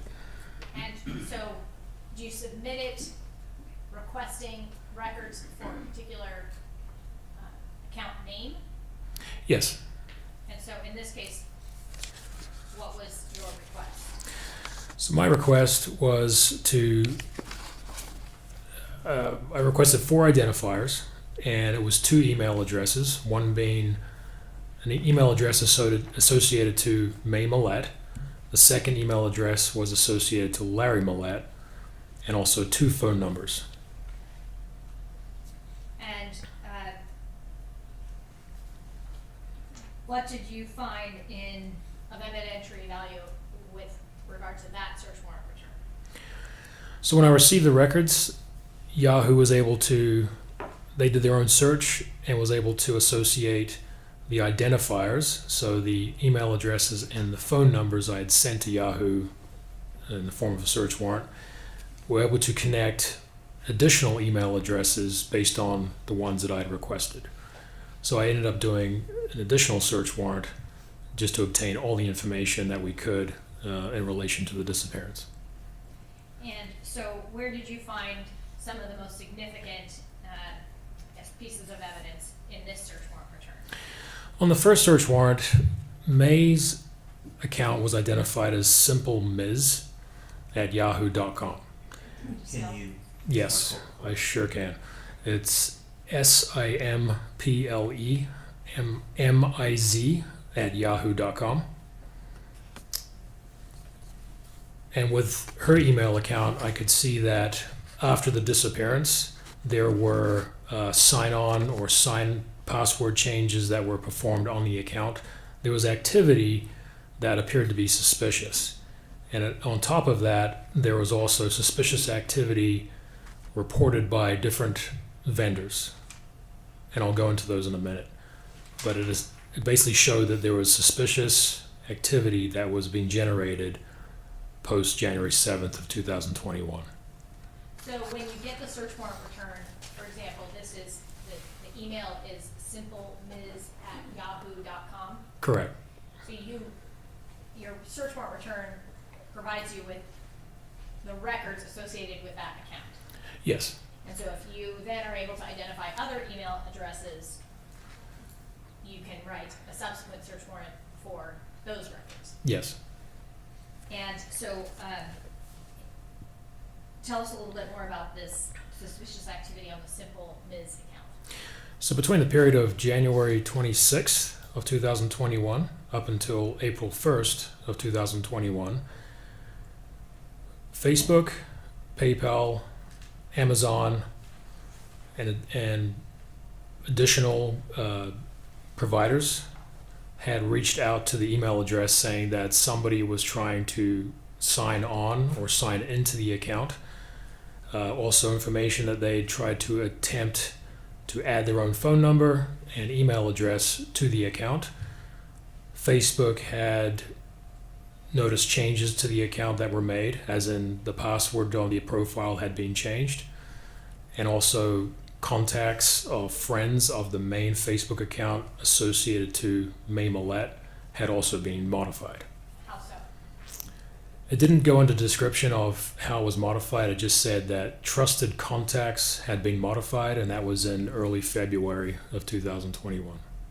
Was there any indication that, of who it was that was doing this suspicious activity? There was a phone number that is familiar in this case that was popping up repeatedly. And what number was that? That was the number for Larry Millete. Did you also, And can you tell me how that was associated with it, so I understand how, when any of these changes were being made, why the telephone number was a part of that Yeah. request? Yes, Your Honor. An email would be sent to the Yahoo account, and it would report the suspicious activity, or it would say, is this you who signed in? And it would give the phone number, which is associated to Mr. Millete, that would show up on the email saying, was this you that tried to sign into the account? And so there were emails, also the email address that was associated to Larry Millete, that was showing up. And this is between January 26th and April 1st. And so there were a number of successions of this sign-in activity or suspicious activity that these different companies were seeing, and they're reporting back to the originating email address. And when you sign in, do you sign in with your, how does your phone number become known when you sign in? So if you're signing in using your cell phone versus a computer, you can either sign in using an email address or a telephone number. So if you have the Yahoo application on your phone, or you have different apps that have connected to the device, you would use that as more like a verification, or if you've listed that phone number on the account, that would be a way to sign into the account. Thank you. Yes, sir. and so those communications were going to the Simple Ms. Yahoo account? That's correct. And those were things that you were able to observe in your review of that search warrant return? Yes. At some point, did you also identify then an email account for May Millete that was mayamillete@yahoo.com? I did. And was that in the first or the second warrant? That was in the second warrant. Did you, in reviewing that search warrant return, observe some items that you found to be of evidentiary value in this case associated with that mayamillete@yahoo.com? I did. And kind of, you could briefly describe some of those things. Yes, this account was treated as a journal entry or a diary where May had sent emails to herself. And the topic of the conversation was, again, really the issues that were going on in her life. So she was using it as more of as a journal entry. Was she also communicating to some degree with people where you saw some emails, correspondence about divorce and workshops and things like that? Yes. Looking at Courts Exhibit 17, if you could flip to that, specifically 17-1, do you recognize what is in that exhibit? I do. Okay, and is that a fair and accurate representation of an email that you found on the Yahoo search warrant, and I have a date here of May 27th, 2021. Was that the accurate date of that search warrant? That's correct. And tell us about what this exhibit is, and I'll go ahead and project it up on the screen, 17-1, and ask you if that appears to be the same exhibit that's on in the binder. Yes, that's an accurate reflection, and is essentially it's a email from San Diego court system that is given May a reservation number or confirmation for a divorce workshop. That was dated when? September 2nd, 2020 at 8 a.m. local time. Is that 17-1? Yes. May I approach? Yes.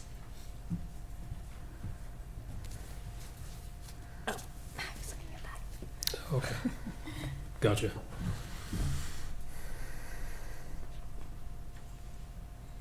What was the date actually of the email that was sent to Maya Millete? Oh, the actual email was August 26, 2020. Looking at 17-2, do you recognize what's in that exhibit? Yes, I do. And projecting that up on the screen, do you recognize what's up on the screen to be the same exhibit that's in the binder? Yes, I do. And what is this exhibit, and what's the significance in terms of your investigation? It was an email that was sent on August 31st, 2020 from the San Diego court system, and it was setting up a Zoom call for the conference during that time. And looking at 17-3, can you tell us what this exhibit is before I put it up on the screen? Yes, as I mentioned before, May had used this email account as more of a journal entry to write really diaries or about her events in life. This topic is noted as leave, and it's created on December 24th, 2020. And who is it to? It's to herself. It's from Maya Millete at yahoo.com, and it's to May Millete. And what's the date and time? Date and time is December 24th, 2020 at 3:11 a.m. And can you read for us what the entry is? Yes. He's never going to change. He will always control who you will or will not interact with. He will never get past what happened in 2020. Leave. It will be just as difficult as staying. You might as well change the course of your life now rather than regret not doing so 10 years from now. Don't be afraid of him not being part of your life. He will always be a part of your life as the father of your children. He's just not a good husband to be part of your life. Great dad, not so as a husband. Were there other entries similar to this? They were.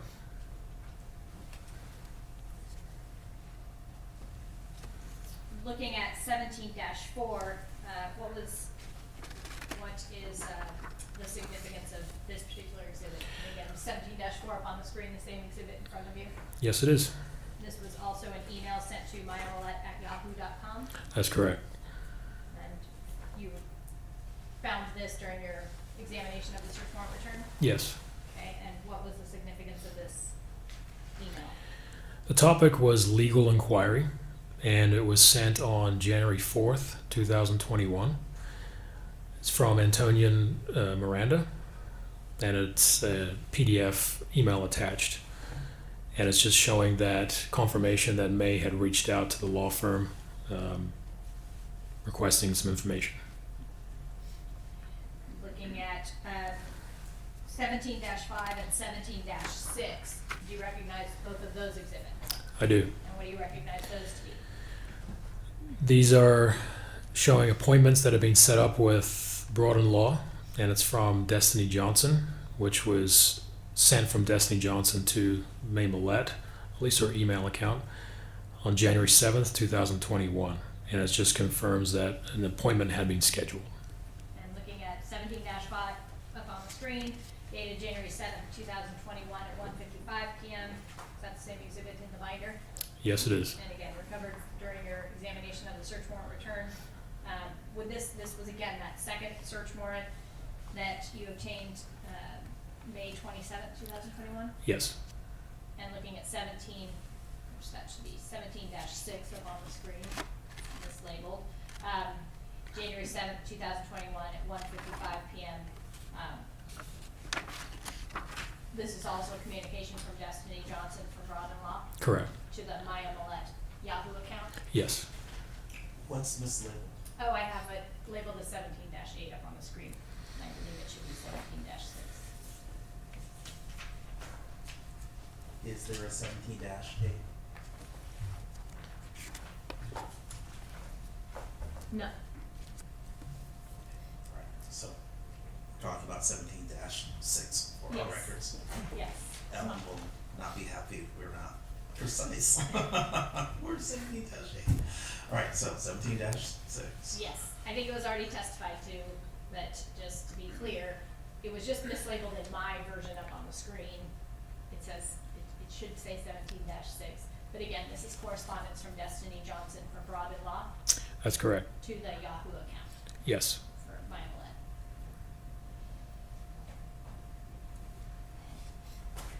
Was there any activity initiated by May Millete that you're aware of on that account after January 7th, 2021? No. Did you also obtain,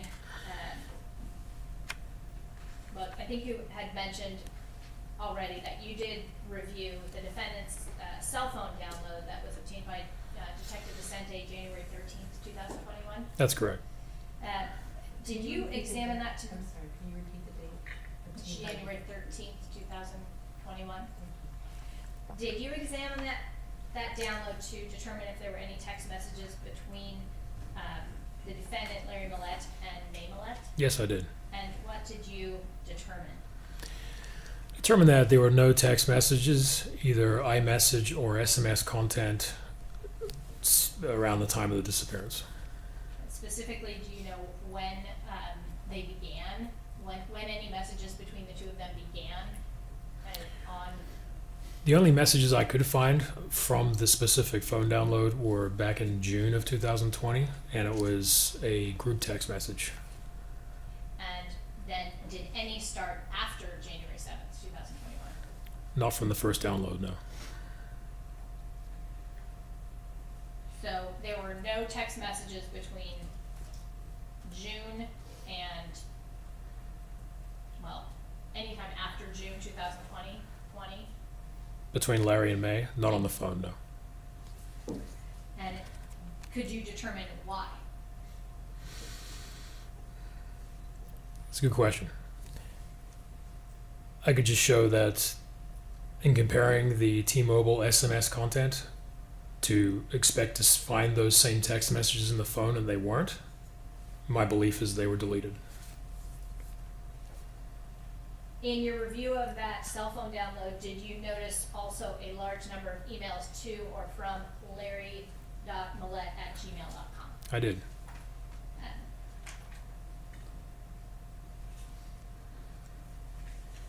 And was there something of significance in your review with regard to that Gmail account? Yes. What was that? Larry had conversations, emails, an abundance of emails with recipients that we later determined to be spellcasters. This was generated around October.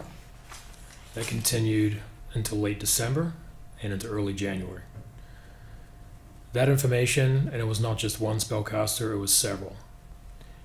We found a lot of messages from emails that were reflective of reaching out to buy spells, reaching out for, really appeared to me, desperation or showing signs of concern. There was a number of those emails that were on the phone, and with that information, I wanted to obtain a search warrant from Larry Millete's Google account to really show consistency, to see if there were any additional that were not on the phone or on the email account, or at least the search warrant, and vice versa. So what did you do? I wrote a search warrant to obtain the account information for the Millete family, not just Larry Millete, but also May Millete and the 2 children, just to determine really the activity on the account that covered this investigation, as well as what transpired beforehand, to really get an idea of how to build an analysis on the patterns of life. And so tell us a little bit about what, is this sort of similar to the Yahoo search warrant where you obtain the search warrant based on email addresses? Yes, you can obtain it on email address. You can obtain it on a cell phone number. You can also obtain it on a cell phone's international mobile equipment identity, which is basically the serial number to a cell phone, which is unique. Based on my training experience, is that the email address is the best identifier to obtain the account records from Google. And do you recall what date you obtained this search warrant? It was in late April of 2021. And do you have your reports in front of you that document these various search warrants and investigation that you participated in? Yes, I do. And so,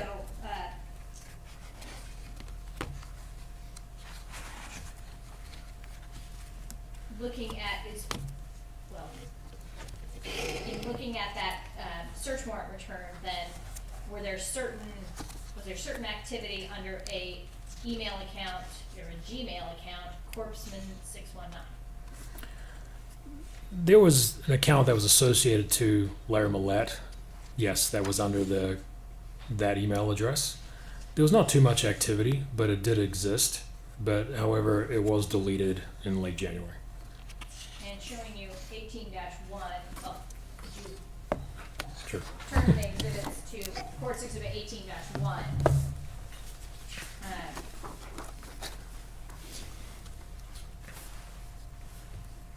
And am I correct that you, did you obtain more than one Google warrant?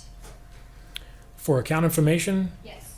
it was just the one search warrant. The Chula Vista Police Department, they obtained the initial Google warrant. After my review of the initial Google warrant, my choice or selection to obtain an additional search warrant was based on the information I obtained or saw in Larry Millete's phone download, as well as expanding the time frame of the Google account for the second search warrant.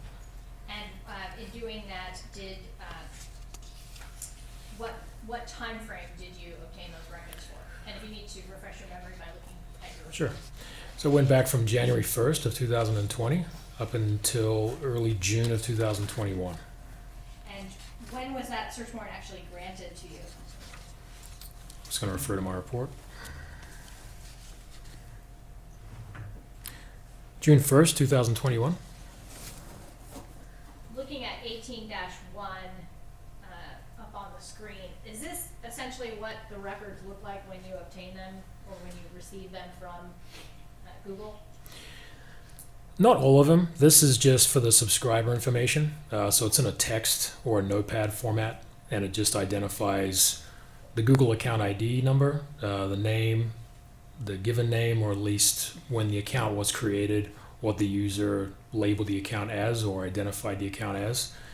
And it gives you kind of a slide-by-slide understanding of when it was created, what programs are listed on the account, what services, if it was deleted or not, and any other user activity. And so this would be that subscriber information for Larry Millete, the corpsman619@gmail.com account. That's correct. And then this Google search warrant return would provide you records associated with that Gmail account. Is that accurate? That's correct, yes. looking at 18-2, do you recognize what we see up on the screen to be the same exhibit that's in the binder? Yes. And what is that? That is a Google subscriber document from Google showing the email association to Larry Millete being larry.millete@gmail.com. And then there's sort of some other, it looks like, identifiers that would allow you to kind of cross-reference to see if you've obtained the records from the correct person. That's correct. And what were you able to determine about this account in particular? Well, there was several items that were provided by Google as showing activity on the account, search terms, keyword searches, web pages visited, last login information, email accounts, tombstone data, which is deleted information on the account, and additional identifiers that would show relationship of the account to Larry Millete. So now this is different from, for example, 18-1. This was the subscriber information for another Gmail account you had sought records for, and that's Corpsman619, but I think you had said that was deleted January 17th, 2021? That's correct. So just like Yahoo does is they can search the identifier that's in the search warrant and then connect the associated email addresses to that identifier. So that's what is they provided upon receipt. So if this was deleted January 17th, 2021, are you able to obtain the records for that associated with that Gmail account? No. So you were able to obtain records associated with this account in Courts Exhibit 18-2, larry.millete@gmail.com? Correct. You're saying once the account was deleted, the information was lost for the Corsman? If it's not preserved, yes. Looking at 18-3, what do we see in that exhibit? These are calendar entries that were manually created or inputted by the user. And projected up on the screen, is this the same exhibit? Yes, it is. Okay, and tell us what calendar entries, what does that mean?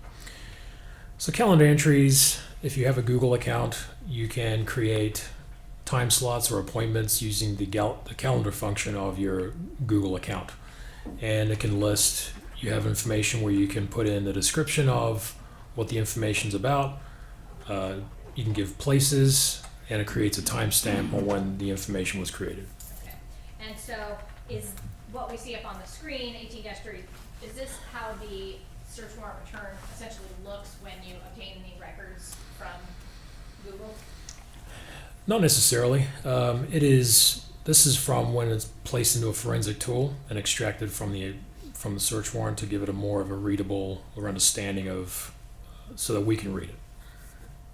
And so when it's put into this forensic reader, we're able to actually read what some of the entries are? That's correct. And what were some of the entries, the calendar entries for larry.millete@gmail.com? So starting on June 14th, 2020, the subject is that Maya Walmart again did not pre-order with 3 question marks. MSU's always pre-orders. And then there's another entry below that, June 14th, 2020. What's the subject of that one? Maya Unreachable, lunch with Jasmine with a question mark. And then there's another one underneath that. What is the subject of that calendar entry? Maya not in her office, came back not wearing her ring, don't want to confuse people, is Gloria, takes it off at work. Just took it off today, so I don't nag. What's really going on? Something last time coming from Brugger's when I come by unexpectedly. And then there's a location. Naval Base of San Diego. And that's also on June 14th. And then there's another one below that, June 14th. It looks to be another kind of duplicate. Correct. Now, looking at Courts Exhibit 18-4, can you tell us what this is? So, as I described before, we don't always have the calendar entries in a readable format. So with the information I just testified to, this is showing the same format essentially, but I've gone and placed it in more of a readable way. So what you're seeing is a chart that I created showing the reflection of the calendar entries. So essentially, the same information that you are able to see in the search warrant return, you put it into a document that is kind of, you're able to read it in a linear fashion? Correct. Okay. And so, in this exhibit up on the screen, 18-4, which is the same exhibit in the binder, Yes. there's a calendar entry 5/11/2020 that says Maya moved out. And so that's an accurate reflection of a calendar entry in that Gmail account, larry.millete@gmail.com. Correct. And then I think we see the similar ones that we've just reviewed. Looking at 18-5, do we also, in the Google records, are you able to see a search history for Larry Millete at gmail.com? Yes, it's found within the My Activity section of the account records. And what was significant about the search history that you observed? Very odd, unique searches that I believed were relevant to the investigation. Looking at 18-5 up on the screen, is that the same exhibit that you see in front of you? Yes. Okay. And what were some of the searches that you saw? Before I get into the searching, I just want to identify the significance between when something is viewed and when something is searched, or visited, I should say. Is that viewed or searched is a keyword search, so the user is actually putting in the words, and visited is when they actually clicked on the web page and visited that site, just so we understand. So within this exhibit, the first one at the top of the screen is in UTC format, just like I previously testified to. So it's, for this time of period, it's 8 hours ahead, but it's a Google search. Same day, a few minutes before, is that the user has visited. After listening to subliminal messages, I started getting a headache. Is this a bad sign, or is the subliminal working? So just to be clear, that's November 30th, 2020, 10:27 p.m. UTC time. So you would subtract. You subtract 8 hours of that time, so roughly 2 o'clock, 2:27 in the afternoon. And then similar search down below that. Yes, so the origination is actually going to be the bottom search going up to the top. So the initial search, so the keyword search for this was, does subliminal messages give you headaches? The middle column is showing the website that was visited, and that's how that would, as far as chronological order.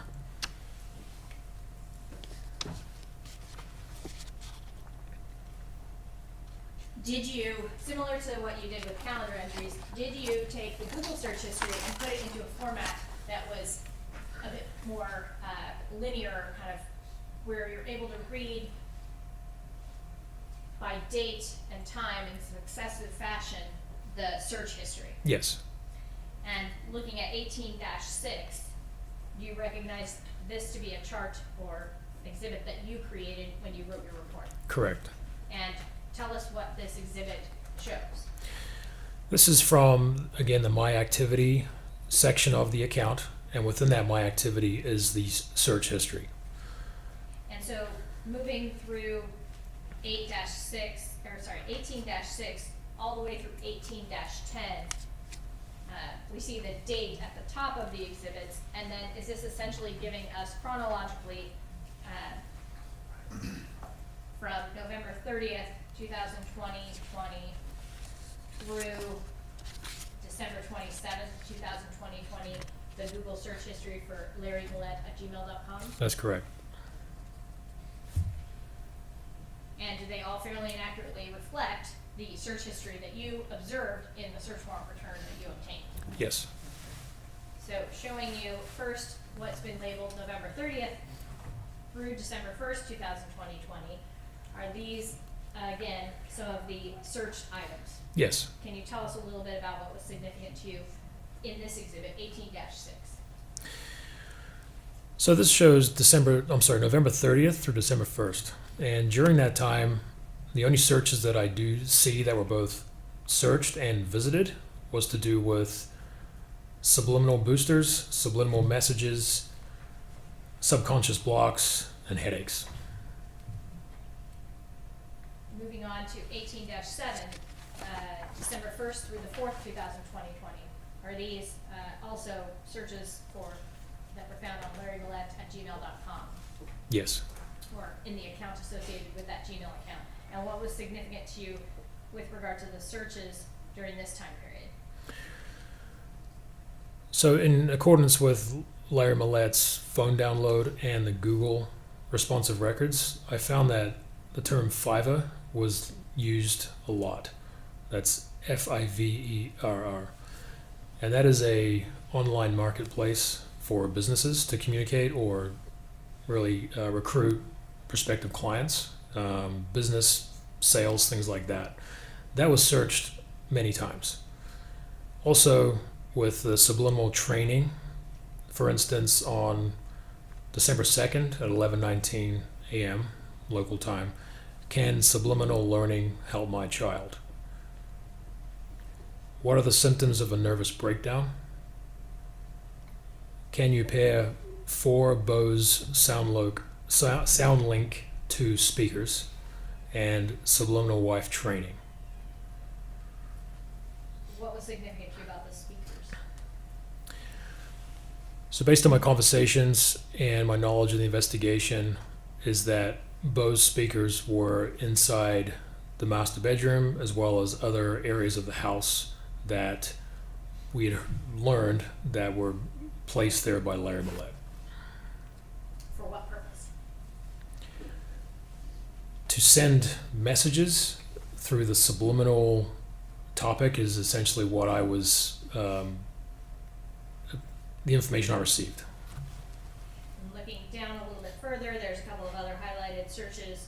Again, those are searches associated with this Gmail account. That's correct. Looking on to December 4th through the 10th, these also appear to be similar kind of subject matter, but again, searches associated with larrymillete@gmail.com, the account. Yes.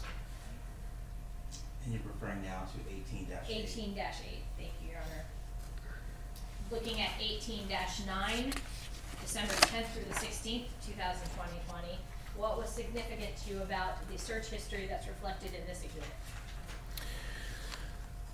A lot of searches that were done that I found on December 16th was my wife doesn't want me to touch her.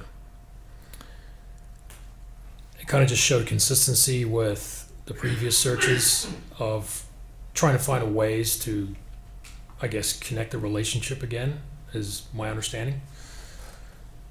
But moving down to around 12:56 p.m., there were searches that were done, keyword searches, and also pages that were visited of how much diphenhydramine can I take, common over-the-counter meds to incapacitate adults, Rohypnol, OTC, Rohypnol, effects, hazards, and methods of abuse, drugs.com, and flunitrazepam. And have you conducted any open source research to determine what those medications are used for? I have. And what is that? They're all sedatives. Rohypnol is really the generic name for roofie. Flunitrazepam is the generic term for Rohypnol, and it's all for sedatives. Make you drowsy.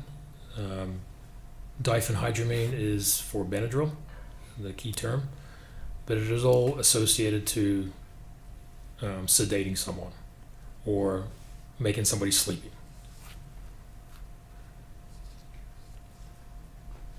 looking at 18-10. These are searches from December 16th through December 27th, 2020.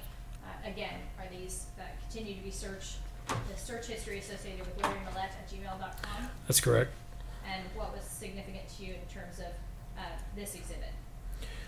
Well, again, just continued searches of the medications, as the flunitrazepam, the Rohypnol, into the FIVA marketplace, the California Astrology Association, and the subliminal messages, and also the testimonies from the California Astrology Association.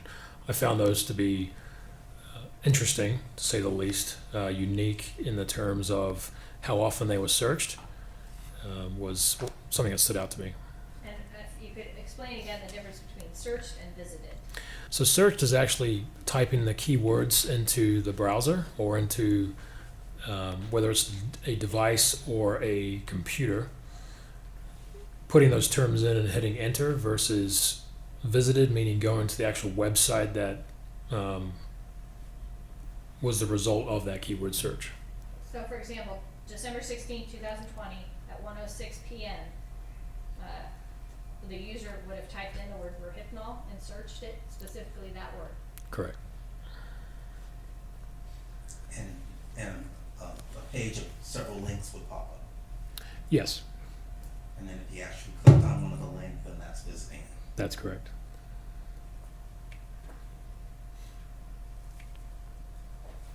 Did you also obtain Google account information and records associated with the Gmail account mayamillete@gmail.com? I did. And showing you what's been marked as 18-11, does this appear to be the Google subscriber information page for the account associated with mayamillete@gmail.com? Yes, it is. And these also had identifying information that allowed you to connect it to May Millete? Correct. Did you also observe some Google search history for May Millete during the same time frame? I did. Showing you 18-12, And that time frame again being, 18-12 has a time frame of December 25th, 2020 through January 7th, 2021. Correct. Correct, okay. And so the exhibit in front of you in the binder, 18-12, is the same exhibit up on the screen? Yes, it is. And does this reflect, this document, this exhibit reflect the Google search history for May Millete, or the account associated with mayamillete@gmail.com during this time period? Yes. And what was significant to you about the search history reflected here? It was shown to me that May was seeking a way to move on with her life, in the terms of seeking for how much would it cost for mortgage, or how much mortgage can I afford. On Christmas Day, she was Googling or searching for the child support, how much child support I have to pay, or just estimations. Then, Go ahead. I'm sorry, and then moving forward to January 6th is when we start seeing the inquiries to the different law firms. And what is the last search in this Gmail account? So that will be on January 7th, 2021 at 8:12 p.m. And the keyword search is a TTR 125. And that would have been January 7th, 2021? Correct. Do you know what TTR 125 is? It's a model of a Yamaha dirt bike.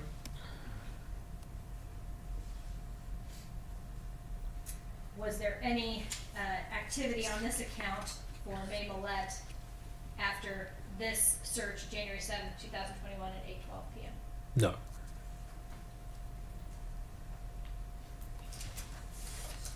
In addition to the Yahoo search warrant return, the Google search warrant return, did you also write and request records from Apple? Yes, I did. And can you tell us about that? So on April 26th of 2021, I requested records from Apple to obtain account information for emails or phone numbers that we had identified belonging to Larry Millete and May Millete. And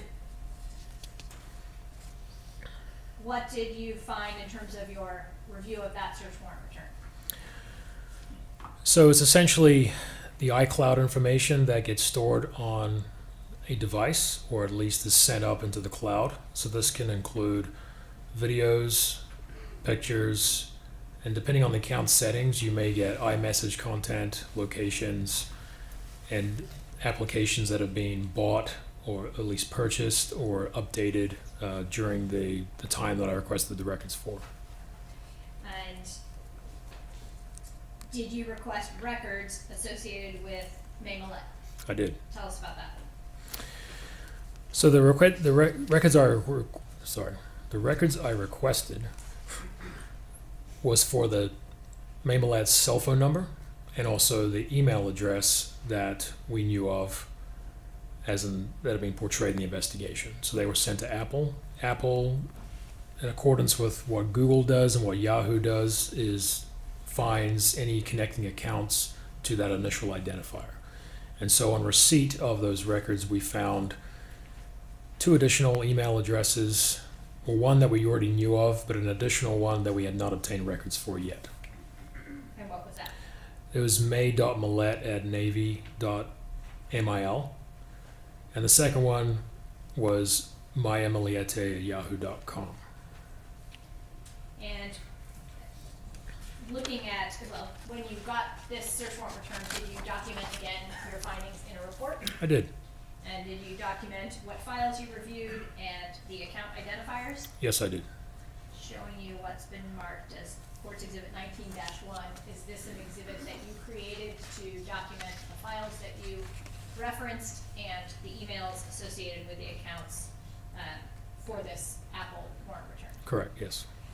And then looking at 19-2, do you recognize 19-2 up on the screen to be the same exhibit in the binder? I do. And what are we looking at here? So this is one of the items of evidence that Apple provides upon receipt of the search warrant. And this is an HTML file, which what that correlates as being a internet web page. So we would go to the link that Apple provided us in order to download that material that is really contained within this file. So that's how we get to it.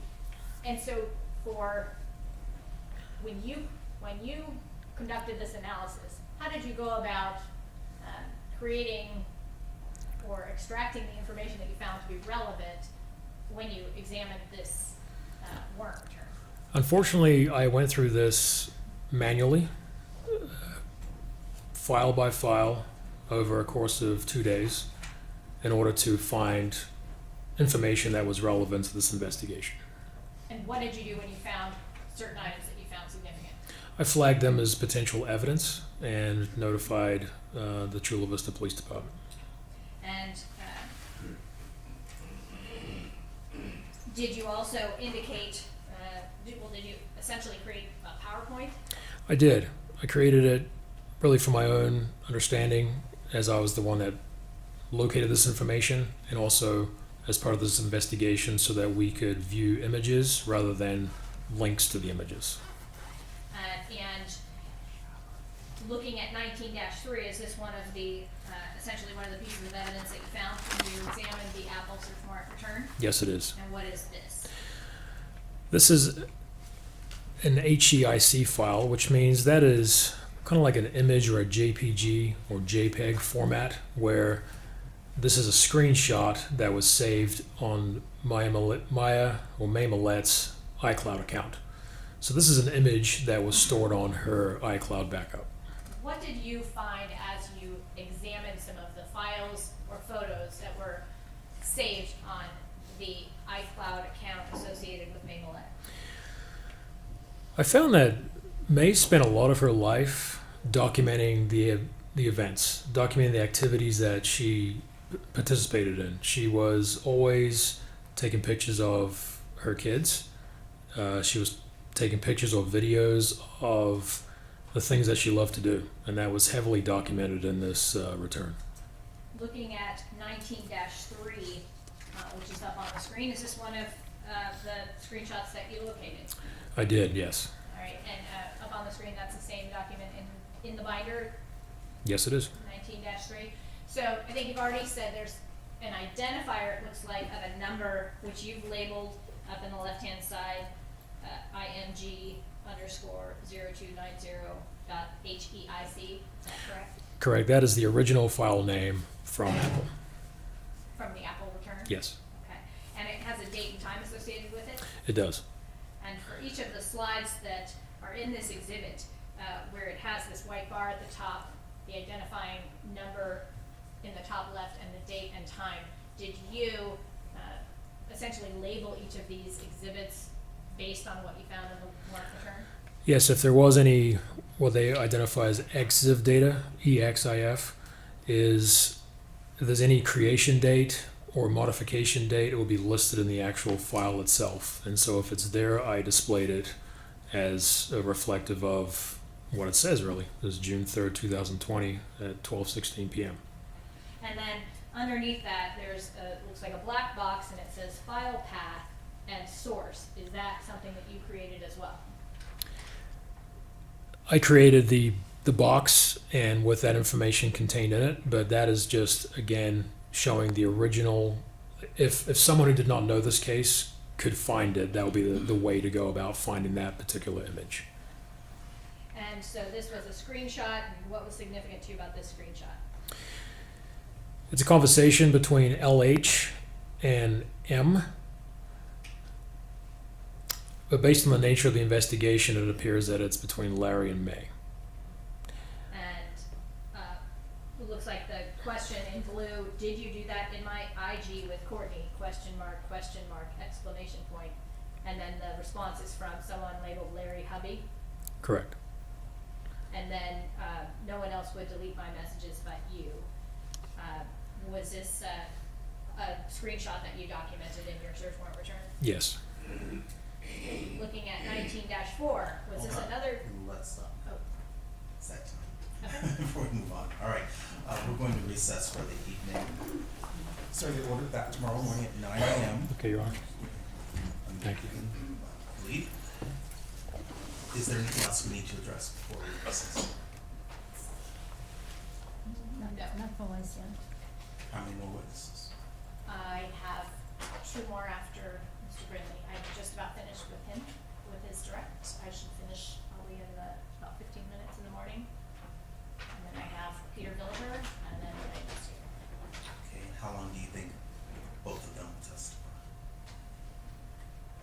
Say probably an hour each on direct. Probably Investigator Rhodes a bit longer. Think we'll finish tomorrow? Probably depends on the cross-examination of Mr. Brindley.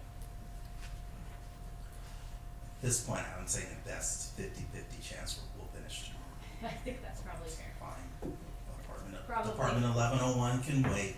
Sorry, Judge Smith. All right, we are in recess. The defendant's ordered back tomorrow at 9 a.m. All prior orders not in conflict remain in full force and